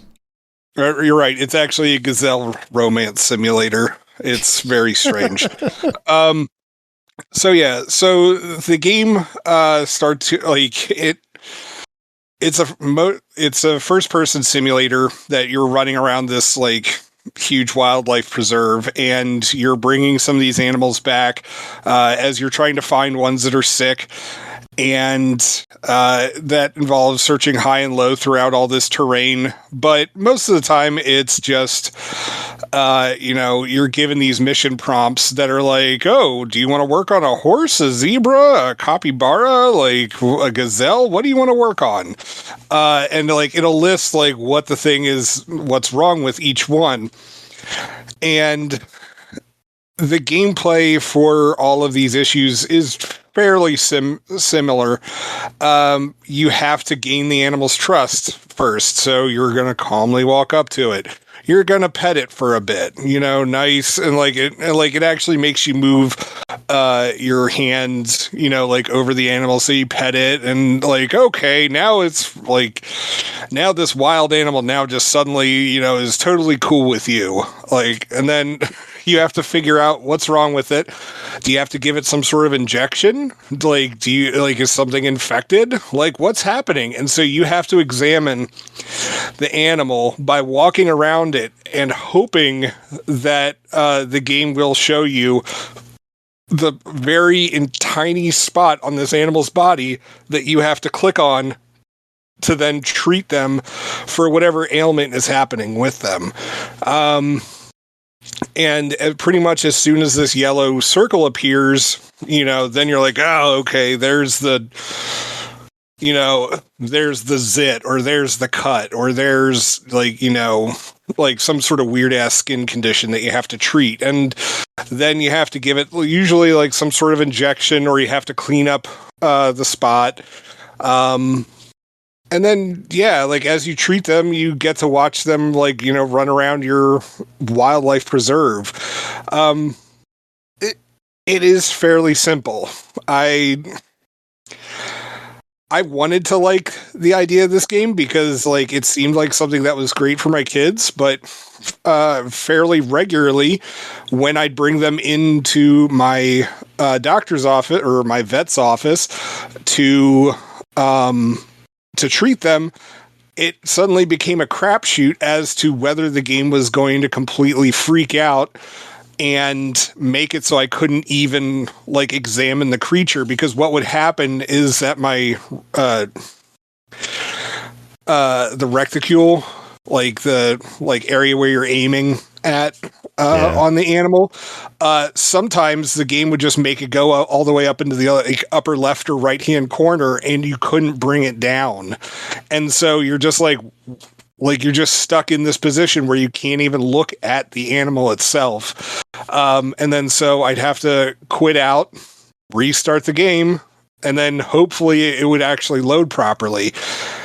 And this actually got it didn't happen just once. It got fairly frequent, and pretty much it was just like this constant process of having to quit out, reload, see if it worked this time. If it did, cool, keep going. If it didn't, quit out again, reload.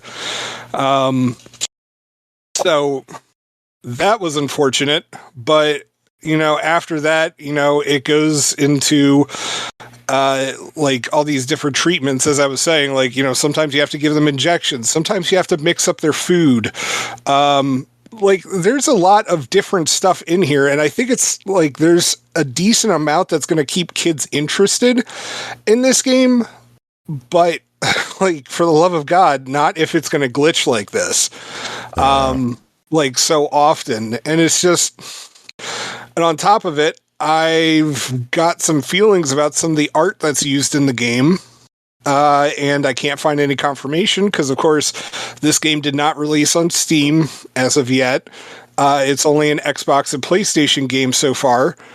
But I believe that the characters that you interact with, which are just simple drawings and stuff, and some of the posters on the wall, I believe that they may be AI generated.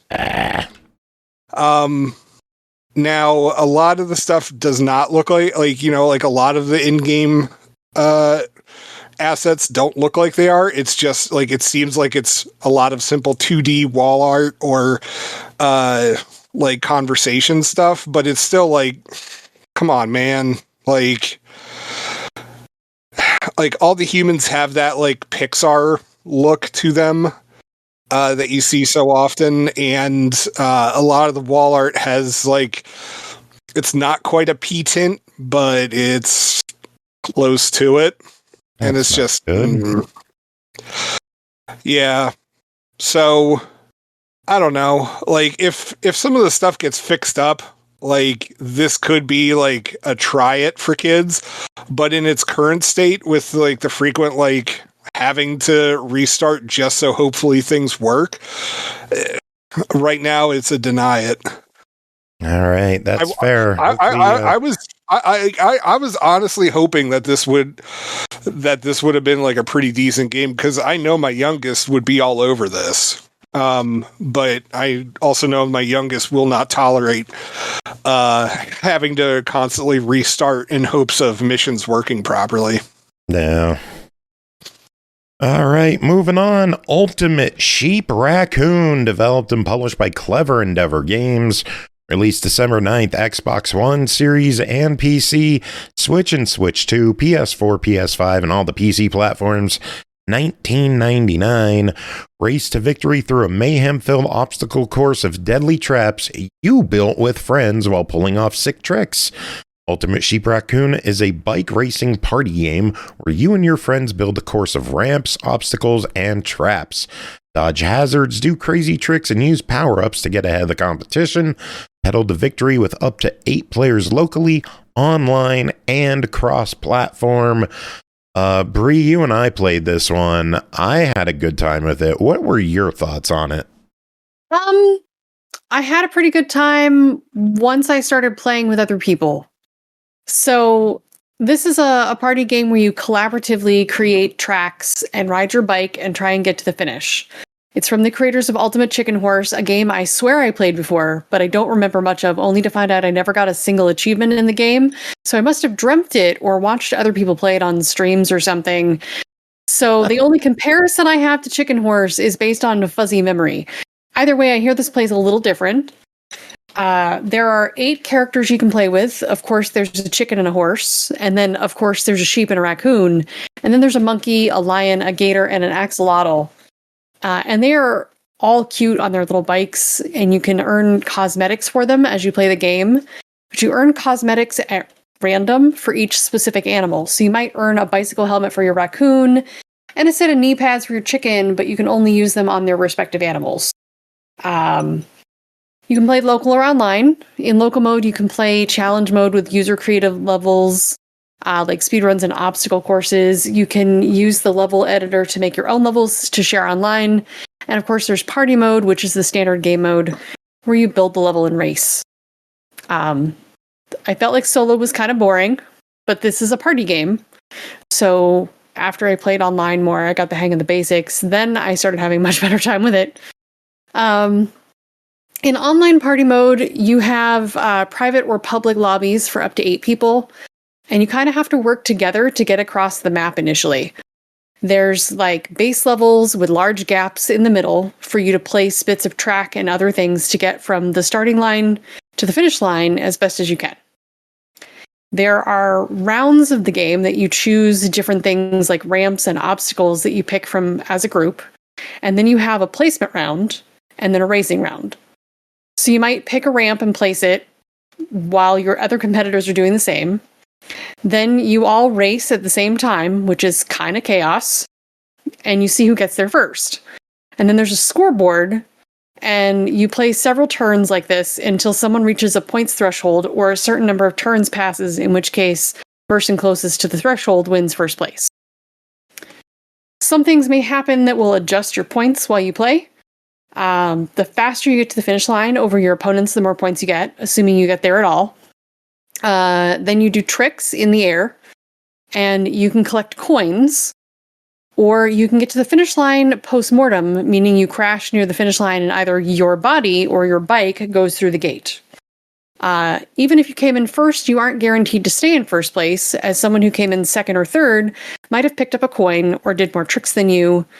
Post-mortem cuts your points in half for finishing the turn that way, but hey, sometimes like that's all you need to get ahead.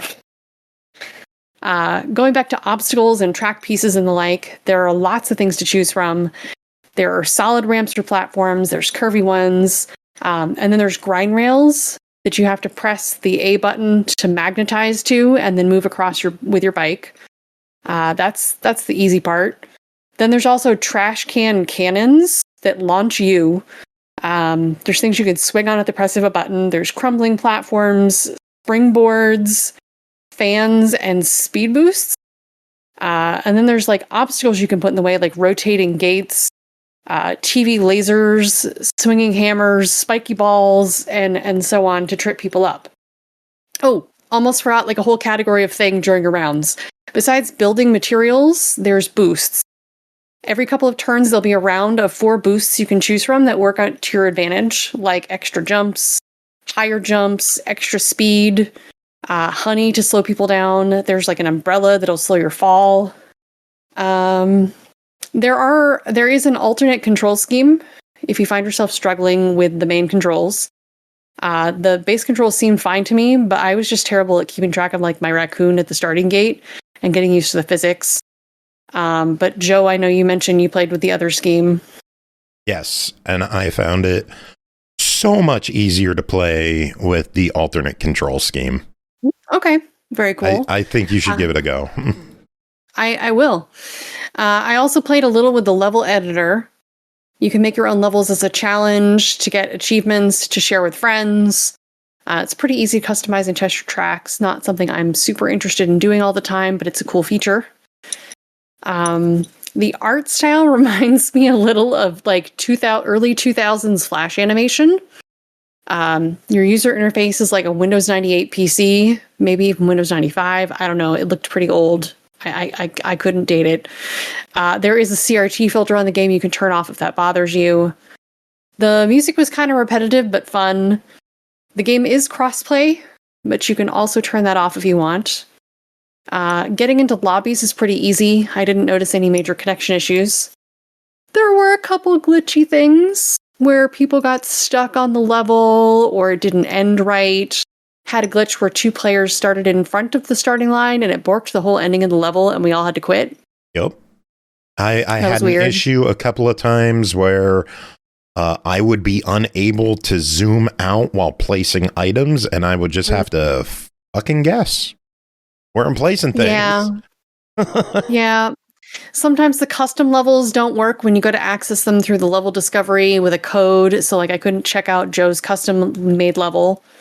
I also tried a few times to pop into something like the level editor, and the buttons to go back to the main menu or the lobby didn't, and I had to exit the game entirely.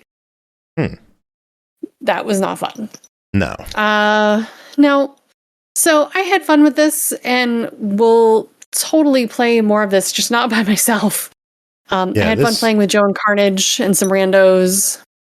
This is very much similar to Ultimate Chicken Horse in that if you're trying to play this by yourself, you're not going to have a good time. This is a party game first and foremost. Sure, they have a challenge mode, which adds some solo stuff you could do. But the real meat of the game is either with a room full of friends, with a Discord full of friends while online, or even with randos. This is one of the very few games that I will play with randos. I feel like most of the people in the lobby, in the public lobby, were team players. Like, you have to work together a little before you can start, like, really trying to make it a challenge for people to get across the gap. And getting the physics down. You can't get to the finish. No one can get to the finish. Yeah, they can't. Yeah, exactly. But in, like, getting the physics down is a must. Timing your jumps is crucial. It's pretty darn fun. Well, it is a $20 game. Also on Xbox Game Pass Ultimate. What are your thoughts on Ultimate Sheep Raccoon? The price feels a tiny bit high to me. But maybe that's partly because I'm not a huge party games person. But I get that running a server-based game takes money. I hope they can tweak the little things that improve the game, like some of those glitches I mentioned. I'm kind of on the fence on how to rate this. Like, a try it isn't quite right, so I'm going to say maybe more like a buy it on a sale. But if you're on the fence about whether or not you should play it, check it out on Game Pass. I really had fun once I started playing it. Yeah. I can agree that this is a tough one to rate. Honestly, if you're playing by yourself and you don't plan on going online, deny it. You're not going to have fun. If you're going to go online or you have friends to play with, absolute must own this and Chicken Horse. Get them both. Yeah. I'm going to go back and play Chicken Horse now. Cool. I'll play with you. All right. Cool. Next up, Arcade Archives 2, ROC'N Rope, developed and published by HAMSTER, released December 10th, Series X and S, Switch 2 and PS5, $9.99. ROC'N Rope is an action game released by Konami in 1983. I was 2.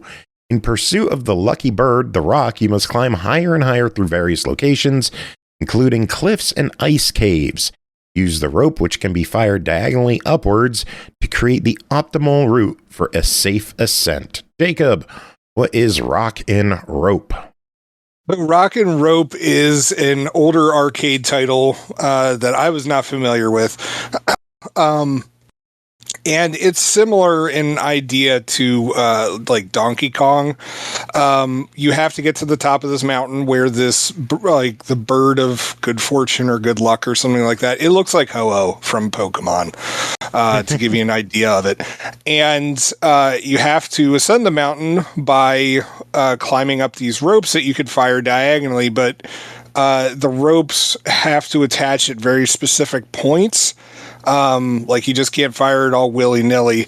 And you have to ascend very carefully because you have all these like cavemen and dinosaur creatures who are trying to attack you at any given point in time, and they're able to leap up and down from various levels on the mountain.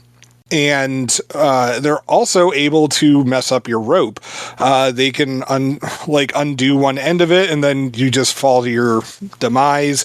It's also real easy for you yourself to just fall to your demise if you're not aiming your joystick in a diagonal position. So that unfortunately gets pretty tricky as you go along in this game. And I got frustrated with it because like I couldn't make it past the first mountain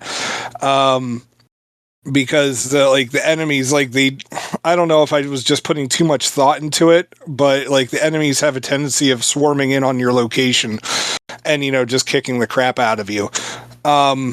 And so I was just happy leaving it with like, oh, this isn't really for me, leave it with a try it. But my youngest son, who is currently home from school this week, because he had his tonsils out on Monday, like he's been playing video games all week, and he saw the latest Arcade Archives thing, and like he gets the idea that like all of these games are like old arcade games, and he's just like, what's this? And I'm like, I explained it to him, and he's like, do you like it? And I'm like, not really that big of a fan. Well, what was your high score? And I'm like, I don't even know, buddy. He's like, well, I'm gonna play this. And so literally all this morning today, I just heard downstairs the game's music going like the whole entire time. Like he was playing this game for like 3-4 hours. He's beaten my score. Like I now have an achievement for scoring 5,000 points on this game that I wasn't going to get because I just straight up suck at this game. Meanwhile, my kid's just like, hell yeah, this game's great. So overridden by the kid. Yeah, totally. It's just like, it's not really my bag. I'm always in big support of the Arcade Archives series, but like, if you've got patience and a lot of time going and like, you're looking for that kind of like Donkey Kong-esque action, hell yeah, fire up this game. Like this game seriously has my youngest kid's seal of approval. Like I'm no longer allowed to delete this game off the Xbox. Good. That'll fucking teach you. Yeah, I know. And now I'm just like, cool. Like, what other retro games is he gonna like whip my ass at over Christmas break? All of I don't know. We'll find out. We'll get more Arcade Archives games over the break, and we might have one more to talk about on our next episode because I think we're doing one. Okay, I don't know. Cool. Yet. Still up in the air. Can't decide. But yeah, what does this cost? Like $10? $10. Give me a verdict. Yeah, buy it. Cool. It's good arcade fun. I suck at it. My youngest kid does not. Very good. And just goes to show how good games were back in the 80s. They hold up. Games still definitely hold up. So next up, Big Adventure Trip to Europe, developed by AV Games, published by Ocean Media, released December 4th on Xbox One and Series X and S for $9.99. This is the biggest trip in Europe where you'll visit 10 countries and 24 cities.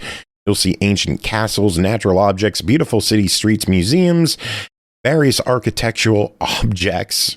That's very specific. You will find many scenes with a fascinating hunt for hidden objects and interesting mini games. Who wants to start on this? I think everyone checked this one out. I played the shit out of this. Well, start us off. What's going on in Big Adventure Trip to Europe? So Big Adventure Trip to Europe is honestly, it's a pretty interesting game, in my opinion, compared to a lot of the other hidden object games in here. This game is very elderly coded. And our two main characters are these older folks who are very clearly like the grandparents or like the cool uncle and aunt for these two young kids. And they're going to just like take them all over Europe because, that's something that is totally doable in today's economy. And a lot of the people in the scenes are old people. And I found it to be really interesting because like, it was just like, first off, the game's super informative. Nobody talks like this. Nobody talks like this. It's more of like a guidebook for Europe, but like these people are supposedly having conversations. And again, like no human will talk like this, especially like 8-year-old children who are just like, yes, these paintings are quite fascinating. And it's a good example of Rococo architecture and blah, blah, blah, blah, blah. Like, it's like, no, like I felt like the Agent J and architecture of this. Yeah, like I felt like Agent J and Men in Black, like, like when they do the Hogan's Alley scene and like all the army guys are shooting all the aliens and like meanwhile Will Smith puts like the bullet in the in between the eyes is a cardboard cutout of the little girl, you know, and they're just like, why did you do that? And it's like, look at her textbooks. No 8-year-old is reading like quantum physics. You know, and yeah, so as I was saying, like the game is very elderly coded, which I found to be really interesting because there is no magnifier in this game. So it's aimed at older people, but there's nothing to assist them to play this properly, which becomes really annoying later on because like many other hidden object games, we have all sorts of like little things that we have to do, whether it's like open this box because, you know, this item is hidden, or hold or like take this one item and give it to a person. The game does not really help you figure out where things are supposed to go. And on top of it, it requires you to be so precise with your placement of stuff. Like, let's say you have to hand an umbrella to a person. Well, the game doesn't make it clear who's supposed to actually hold this umbrella. And so you have to move it to each person. And of course, normally in one of these games, you would just hover the umbrella over that person. No, you have to make it fit into their hand. And so you have to make it very, like, as I said, super precise. It gets damn annoying real quick. And so even though I played a lot of this, I was still just like, God. Now, I will give it this. It does break up the monotony with the little mini games, which, like, a lot of these are just like simple, like a lot of hidden object ones. It's like simple puzzles. It does try to switch it up with the like kind of puzzles that you have in between. Like, it's not just simple jigsaw puzzles. You have to like mess with gears. You have to, I mean, there are jigsaw puzzles, but, you know, it just, I did not have a fun experience trying to play this game.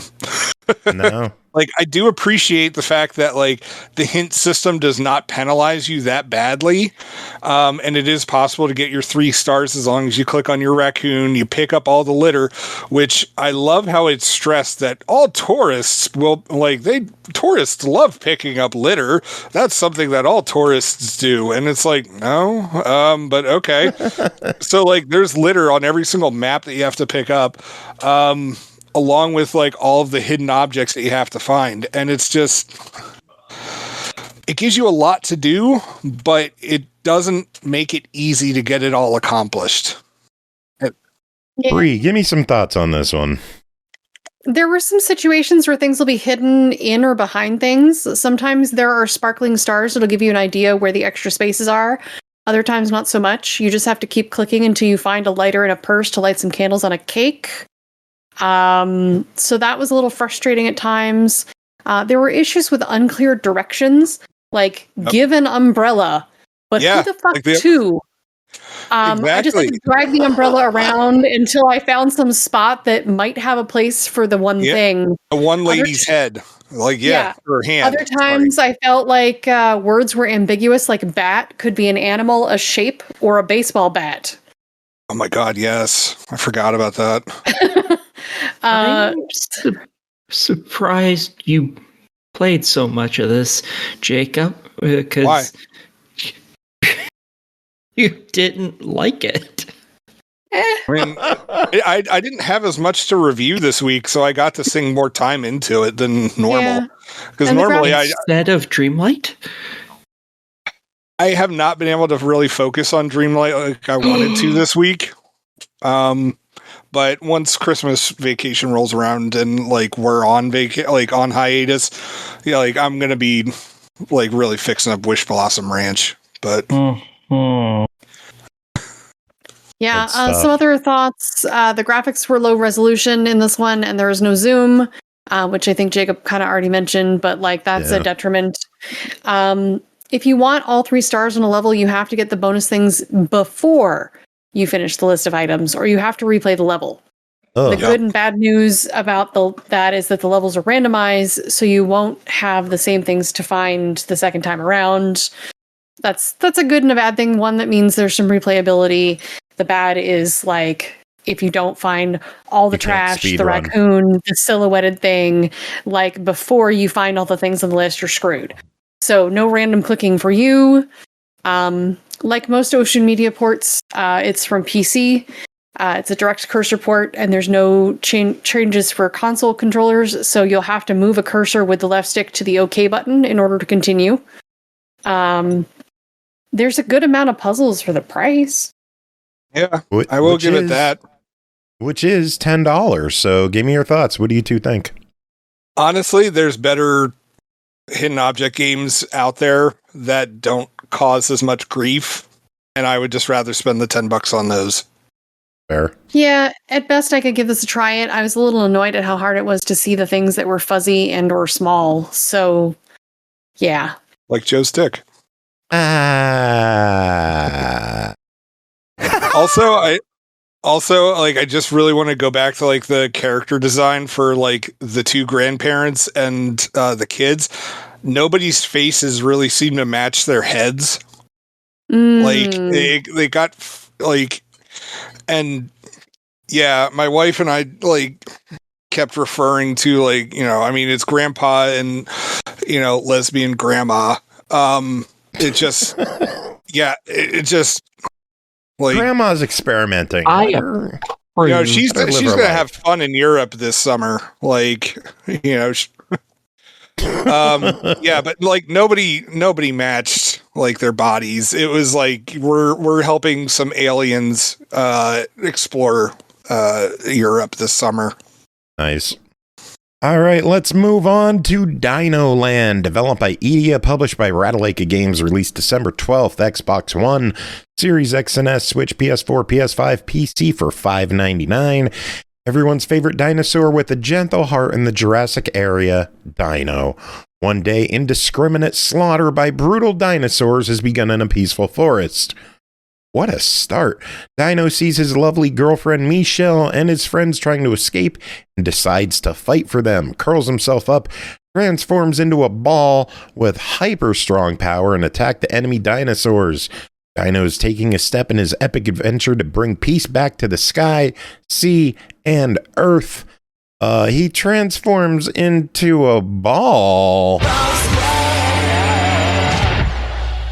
Bri, we got some retro pinball action. What's going on? I know. I was going to demand that intro if you forgot somehow. This is a retro pinball video game from 1991. It was developed by Wolf Team in Japan for Sega Master Drive and Genesis. It was also on a platform only in Japan called the X68000, which was a Sharp Corporation floppy disk computer that was around from 1987 to 1999. The original title was Retsuden Super Dino Land. I also looked up some of the history of the original developers. They made a dozen other games that I've mostly never heard of, but one you might have, Tales of Fantasia from 1995. It's the first game in the Tales series. Later released on GBA in North America and Game Boy Advance, in 2006. So the same people made both those games. Yeah, I know. But now it's available on modern consoles with extras. In the settings, there are things like turbo speed, cheats like infinite balls, level select. There's a jukebox, an art gallery. There's achievements, a copy of the original manual, some rewind, and save and load states. And turbo. Speaking of achievements, yes. Speaking of achievements, I got an achievement sitting on the load screen for getting a high score. The game plays a demo, like an attract mode demo, that gets over 100,000 points, and that was all it took for me to get that achievement. It also there's an achievement for getting to spell out Dino Land, and that also happens in the demo. Yes. So I got the achievement while I was sitting on the screen taking notes and looking up the history with it playing in the background. But there are 3 difficulty levels in the original game: beginner, spelled wrong, intermediate, and expert, just spelled wrong in English. Let's see. This also supports 2-player turned play. The short version of the story is that you're a little dino named Dino Buns, who can roll into a ball and knock out mighty dinosaurs, which we'll have to do because his girlfriend Michelle needs saving from a gigantic carnivorous dinosaurs. Yeah, the brutal dinosaurs that began indiscriminate slaughter. Mm-hmm. The controls for this are a little weird, at least for Xbox. The flipper controls are any direction on the D-pad on the left stick, or the left stick, for the left flipper, and X for the right flipper. So it's a little odd to me. Yeah. The triggers function with the new features. So left trigger is rewind, right trigger is turbo. A is for the plunger, which is totally fine. And then to get back to the main user interface shell, you have to hit LB and RB simultaneously, I think. Yeah. That's more like an emulator thing. I know the ACA games tend to do stuff like that. Yeah, the shell. Yeah. There are multiple playfields or levels that you can get to, like an underwater level. There's some kind of sky level. And then the main level. Our main playfield has an upper and a lower part where you can do things like spell out Dinoland. There are bumpers in the upper area which will help you get some turtle heads. And there's even a slot machine ramp on the upper left. In the water level, there are some sea anemone bumpers and sharks to hit. In the sky level, there's an egg you can crack if you hit it enough times, and like a pterodactyl comes out. The plunger on the main level is being pulled by extra little dinos, little dino buns, which is just super cute. There are enemy dinos that appear moving around on the field for you to hit for points on the main level and the sky level, which is pretty neat. And you have the ability to morph. You do this by pressing B when it's available, and it'll enable you to walk on the field for a short period of time before turning back into a ball. Where it gets really interesting and challenging is getting to a boss zone. I found that even though I was doing fine hitting the boss, either I ran out of time or some other condition I couldn't suss out took me out of that part of the game, which I'll talk about again in a minute here. Some negatives. I'm not sure what is the original coding and what is the new shell, but I had some ball lag. Nothing game-breaking, just noticeable. Speaking of game-breaking, though, you can occasionally get a stopper that will keep you from losing your ball down the center lane. More than once, my ball stopped right on top of it. And I could not nudge the table or anything to get it to move from its perfectly balanced point on the center, where I could not hit it with the flippers, and I couldn't rewind far enough to get it to fall elsewhere. Another time, I managed to get it to bounce perfectly up and down between the ceiling and the bumper on the sea level, and there was again no way to stop it. I just let it rack up points until I got all my points achievements and then restarted. I love it when my balls bounce up and down perfectly on the ceiling. Yeah.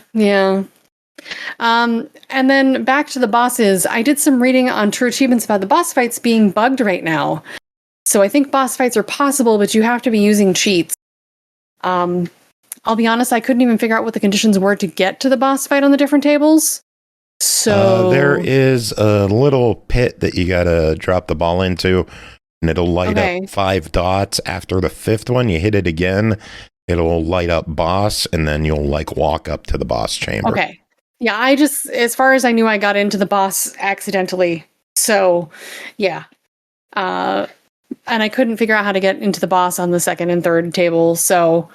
but yeah, all in all, I had a pretty good time with this one. I'm just hoping they fix whatever's going on with the boss fights. Because that was really frustrating getting in there and not being able to get anywhere with the boss. I finally managed to get there, and then I couldn't, no matter what I did, it just kicked me out. So, I don't know. Right. Well, it is a $6 game. Give me your thoughts. The price is good. I had a fun time with it. I'm hoping that they'll be able to fix the boss fight issue, and I'm going to give it a try it. Very good. All right, let's move on. Let's get into the holiday spirit. We have a 2-pack of Santa games. Yay. Isn't that exciting? I wish. Oh. That's not very optimistic. Next up, Santa's World, developed and published by EntwicklerX, released December 5th on Xbox One, Series X and S for $7.99. Santa's World is a jump-and-run Christmas game inspired by classic platform games. Goals to find the 3 lost Christmas gifts and go to the next level while collecting items. Traps, obstacles, and enemies make the quest very challenging. Find snowballs and throw them at the enemies to remove them. 3D graphics packed in a nice graphic style, great 2.5D levels, and proven gameplay gives you hours of fun. Jacob, what is Santa's World? Oh boy, it is really pushing the details of some of that stuff. What's the game? So Santa's World is a 2D platformer where you are Santa and you have to go through all these different levels and collect these 3 hidden gifts. And if you don't collect these gifts, you can't escape the level.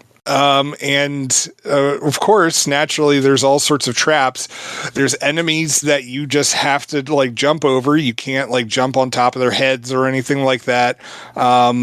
You either have to dodge them by jumping over them, or there are a limited amount of snowballs that you can collect through each level, and hopefully hit them with it.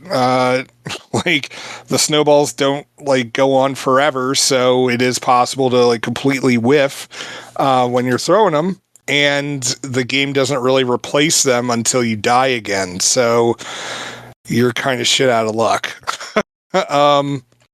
And naturally, with all platformers, there's all sorts of environmental traps throughout this game. There's going to be spikes to dodge. There's going to be axes that like swing all over the place. Elevators that take you up and down. There's icicles that you can impale yourself on. All sorts of fun stuff. All just so you can collect these 3 gifts. And then, yes, technically it is kind of 2.5 because once you complete the game, Santa then, like at the end area, you can hit the X button and Santa will move on to the next area. And that is done in a 2.5 kind of view where Santa will move on to what is technically the background of it. Visually, this is not a particularly impressive game. I mean, like, if you're looking for a platforming challenge, I guess you can go for that, but I'm not gonna lie, like, I'd rather sit through Outright Games, Grinch, and Elf on the Shelf games than have to go through this one. Like, it's just, you're gonna be dying a lot. It's not particularly fun, and the music loops, like, after, like, 2 minutes, and you're not going to be hearing anything else. Yeah. All right, it's $8. What do you think? Sounds tedious. It was. Like, it's just, like, it's not... I didn't have fun with it at all. I'm going to say no on this one. I mean, like, if you're really that hard up for, like, a cheap holiday platforming game, which is an odd... list of things that you want specifically in a video game for this holiday season. There's better ones out there. And believe it or not, Elf on the Shelf has it in spades compared to this. All right, well, let's try another Santa game with Too Many Santas. Developed by A Rock Studio, published by Penguin Pop Games. This one released December 11th, Xbox One, Series X and S, Switch, PS4, PS5 for $6.99. The Santa Claus dating sim you can play all year round. I feel like I don't need to say anymore. Should I, or do you guys just want to take it from here? I totally want to talk about this game. Go for it. All right, so this is a dating sim visual novel where you date Santa, or more so, multiple Santas. You have sleepy, sexy, sassy, saintly, sad, and secret Santas to choose from. And before we go any further with that, Santa? Sassy Santa. Sassy. Before we go any further with that, I feel like I need to point out that this is by A Rock Studios, the creators of 2 of my favorite visual novels on Xbox, because they are just silly fun, namely The Pizza Delivery Boy Who Saved the World and Cat President, A More Perfect Union. Pizza Boy Who Saves the World was too. Yeah, the Pizza Boy one was one of my favorites that year Yes. that it came out. I wasn't as big of a fan of the Cat President one, but yes. But yeah, they do solid work. Yes. Well, the expectations are high with this. So yes. So in this, you can name yourself what you want, or you can go with the default of Sandy Cleese, which I thought said cheese at first. And then you choose your pronouns, and then it's off to the dating. Choose your Santa and try to use your choices for the naughty or nice endings of each of your Santa stories. Sandy is running a struggling toy shop in the mall.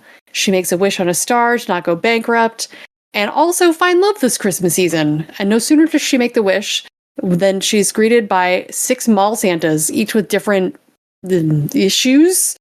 And they're all here to help her save the store and her love life. oh my god. I played through each of the stories, going for different good and bad runs. I think Sassy Santa was my favorite, but they each had their charms. Honestly, Sassy did have the best conversations, Right? in my opinion. Yeah. Sexy also did had some good ones, and Saintly actually made some interesting points that I was like, okay. But then, like, during runs with other Santas, I was just like, all right, you're kind of a dick. Yeah.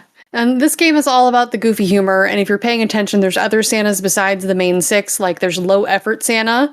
Yes. There's Kitty Claus and possible serial killer Santa. Lord. Even the special thanks in the credits is funny. I'll leave that for you guys to find. There is a setting where you can enable or disable creepy blinking animations. Which Oh my god, that's right. Tell me more about this. Tell me more about this option. So the art style is basically like photos that they've taken and like embellished slightly on what looks like stock footage that's slightly doctored of like a mall toy store. And so they have like blinking that happens on the main characters, but it's kind of creepy because they're all static photos and then there's just this blinking. But you can turn those animations off.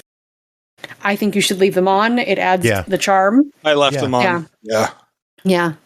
So runs are fairly short. You can either easily enjoy all the Santa fun, whether you choose naughty or nice. Like you can get to all of it in a fairly short amount of time and have a good amount of fun with all the different paths. There are save slots, so you can skip the intro and get right to the Santa dating and make different choices without worrying about whether you went too naughty or too nice or whatever. If you've never seen one of their games before, like I said, the art is like still shots of actors in costumes against photo backgrounds. I think most of them are going to be game devs. Yeah, well, I think some of them are. Yeah, I think you're right. The music is all Christmas fare, but not necessarily the same old songs you're used to. I would say most of the music is inspired by Christmas with a balanced mix of actual Christmas songs, and that's great. Obviously, I liked this one, and it's the perfect time for it to release on console. Jacob, what are your thoughts? If there is one Santa game that you're going to buy this year, it needs to be Too Many Santas. Yeah. You want to say more than that? Oh, well, Bri covered it like pretty damn well. As she did say, like there are like 2 paths, and it does like make like a little noise when you've made the correct decision for like the nice list. And so like there's one where you like each Santa has a thing, like one path like where you'll end up with the Santa and one where you won't end up with the Santa. And yeah, like it's a really funny storyline throughout. And it's definitely worth all the replayability that you can do in this game. This was a lot of fun, and I'm glad that we got Too Many Santas. All right, well, it is $7, $6.99. I have a feeling I know what you're both going to say on this one, but I'll ask anyway. Give me your verdicts. So easy buy it for me. Even if you don't think you'd like visual novel, give the ROC games a try. You might be surprised. This actually ended up on my Xbox top 23 indies for the year. So me likey. Very good. Absolutely. Get this one. And if I think both of the Santa games that we reviewed, or that and when I say we, I mean the podcast, I think they both cost the same amount of money. This is the one you want to buy. The other one's $1 more. Well, all the more reason to buy Santa's World. Cheaper and better. No, Too Many Santas is the cheaper one. Santa's I know. World That's what I just said. It's cheaper and better. World. Oh. No, I didn't. You said Santa's World. Whatever. You know what? Fuck everyone. Buy Santa's World. Or no. Damn it. Now you fucked me up. Buy Too Many Santas. I hate everyone.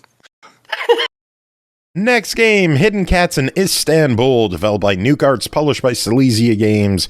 Released December 17th on Xbox, 18th on PlayStation, January 8th it'll hit the Switch. $3.99 per console platform. I don't know. It's not a stack. Play anywhere. So yeah. Let the ever-wandering Hidden Cats crew be your guide through colorful Istanbul. Explore the city's iconic landmarks like the Blue Mosque, the Grand Bazaar, and more while relaxing to soothing Turkish-inspired music. Discover over 900 hidden objects, unlock special cats, and as always, enjoy cozy, no-stress gameplay in a city full of color, history, and charm. Bri, did you find the kitties in Istanbul? I did.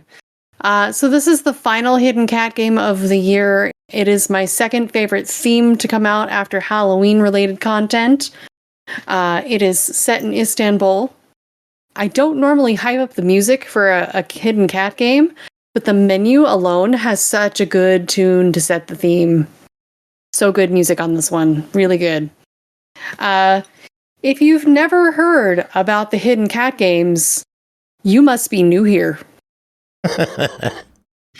It's a hand-drawn background filled with interesting things in the city of Istanbul. There are hidden cats for you to find everywhere.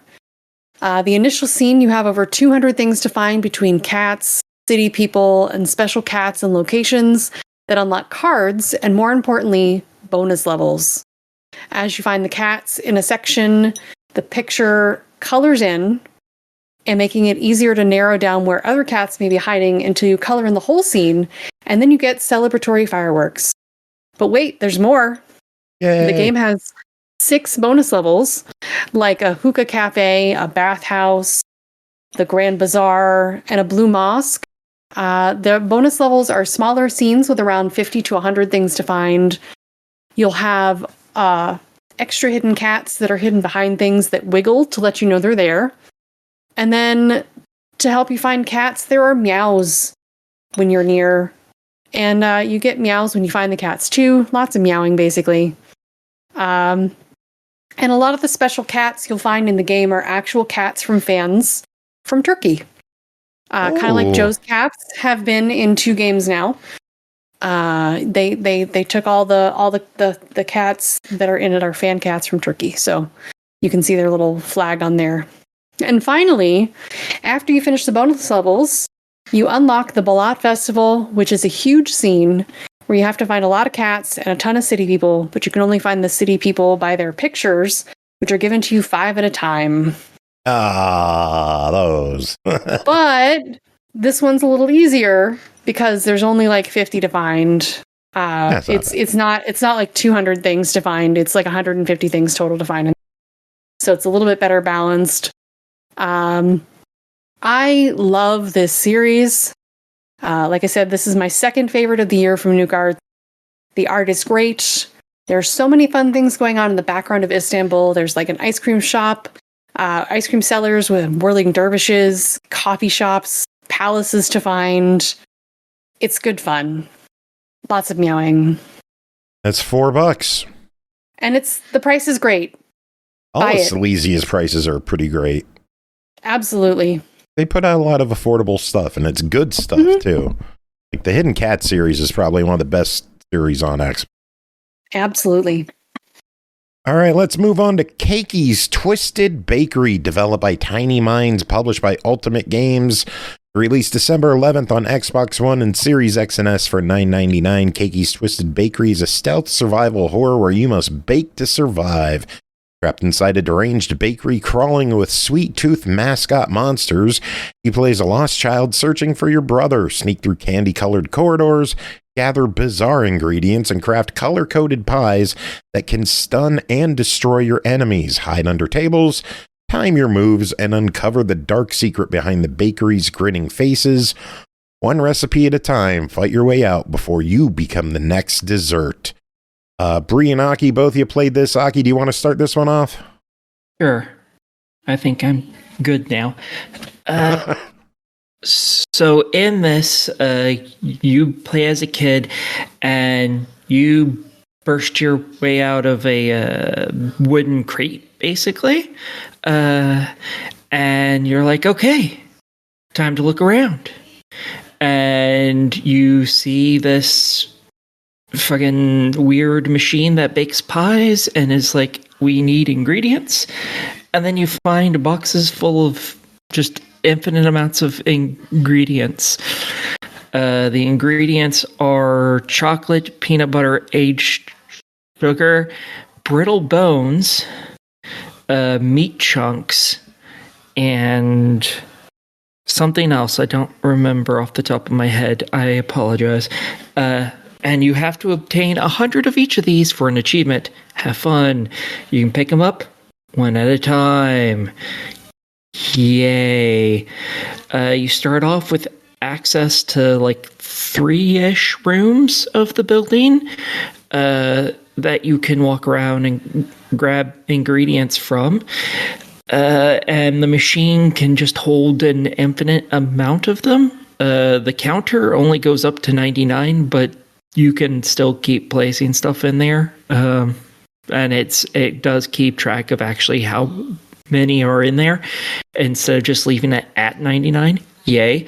And yeah, then you enter one of the named rooms. And once that happens, one of the Cakey monster thingies shows up.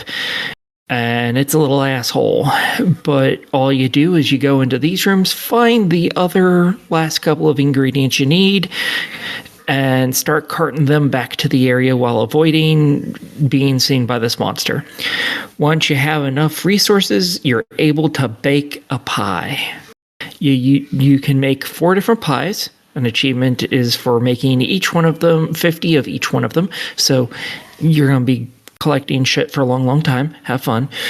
And you pick up the pie, and occasionally an enemy will come out, or the enemy will come out, and their health bar is in a color, but that color will change occasionally. And you have to pick up the pie that's of the same color in order to damage them. Damaging them also stuns them, but I think any pie will stun them. The only one that will hurt them is throwing them one of the same color. After you beat them, they drop a key. You use that key to open a new area, which immediately spawns a new enemy, and you repeat this process. And you do that over and over until you beat the game. So basically what this game amounts to is running from point A 30 feet to point B, grab an item, run the fuck back, put it in the machine, repeat about 100 times. Didn't sound like you enjoyed this one. No, because that's literally all the game is. You just grab stuff, put it in the machine, and keep doing that until you can bake a pie. And because the creature walks out with random colors, because it's not like, oh, you see them once, they're that color, so they're going to stay that color.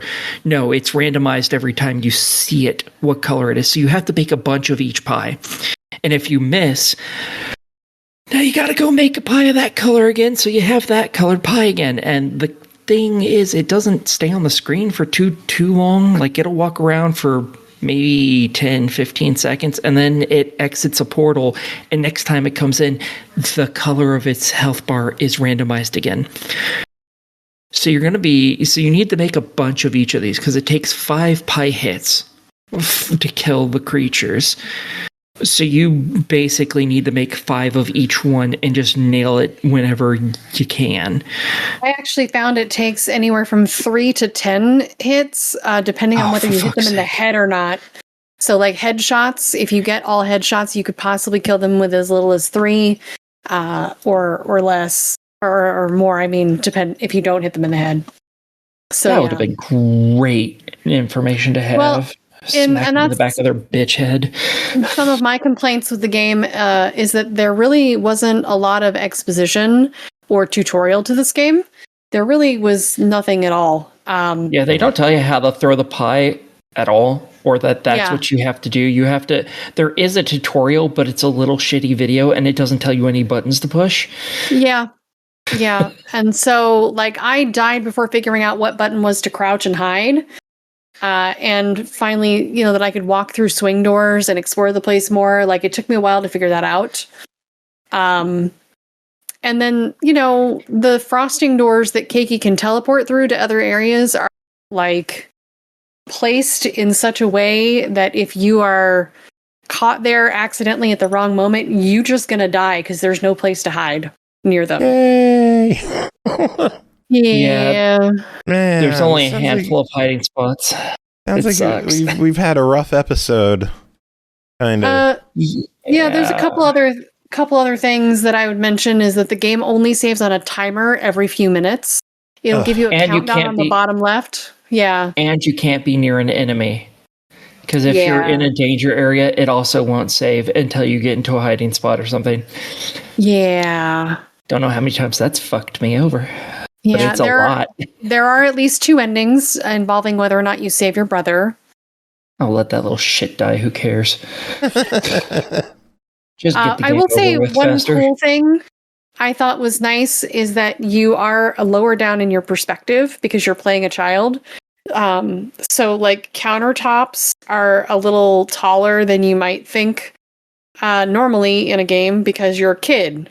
They did that perspective well, and then that also makes the mascot horror more tall and looming and scary because they're that much bigger because you are kid-sized. Also, there is pie drop. Be prepared for that. You need to be close or you ain't ever gonna hit that little bastard. Yeah. Man.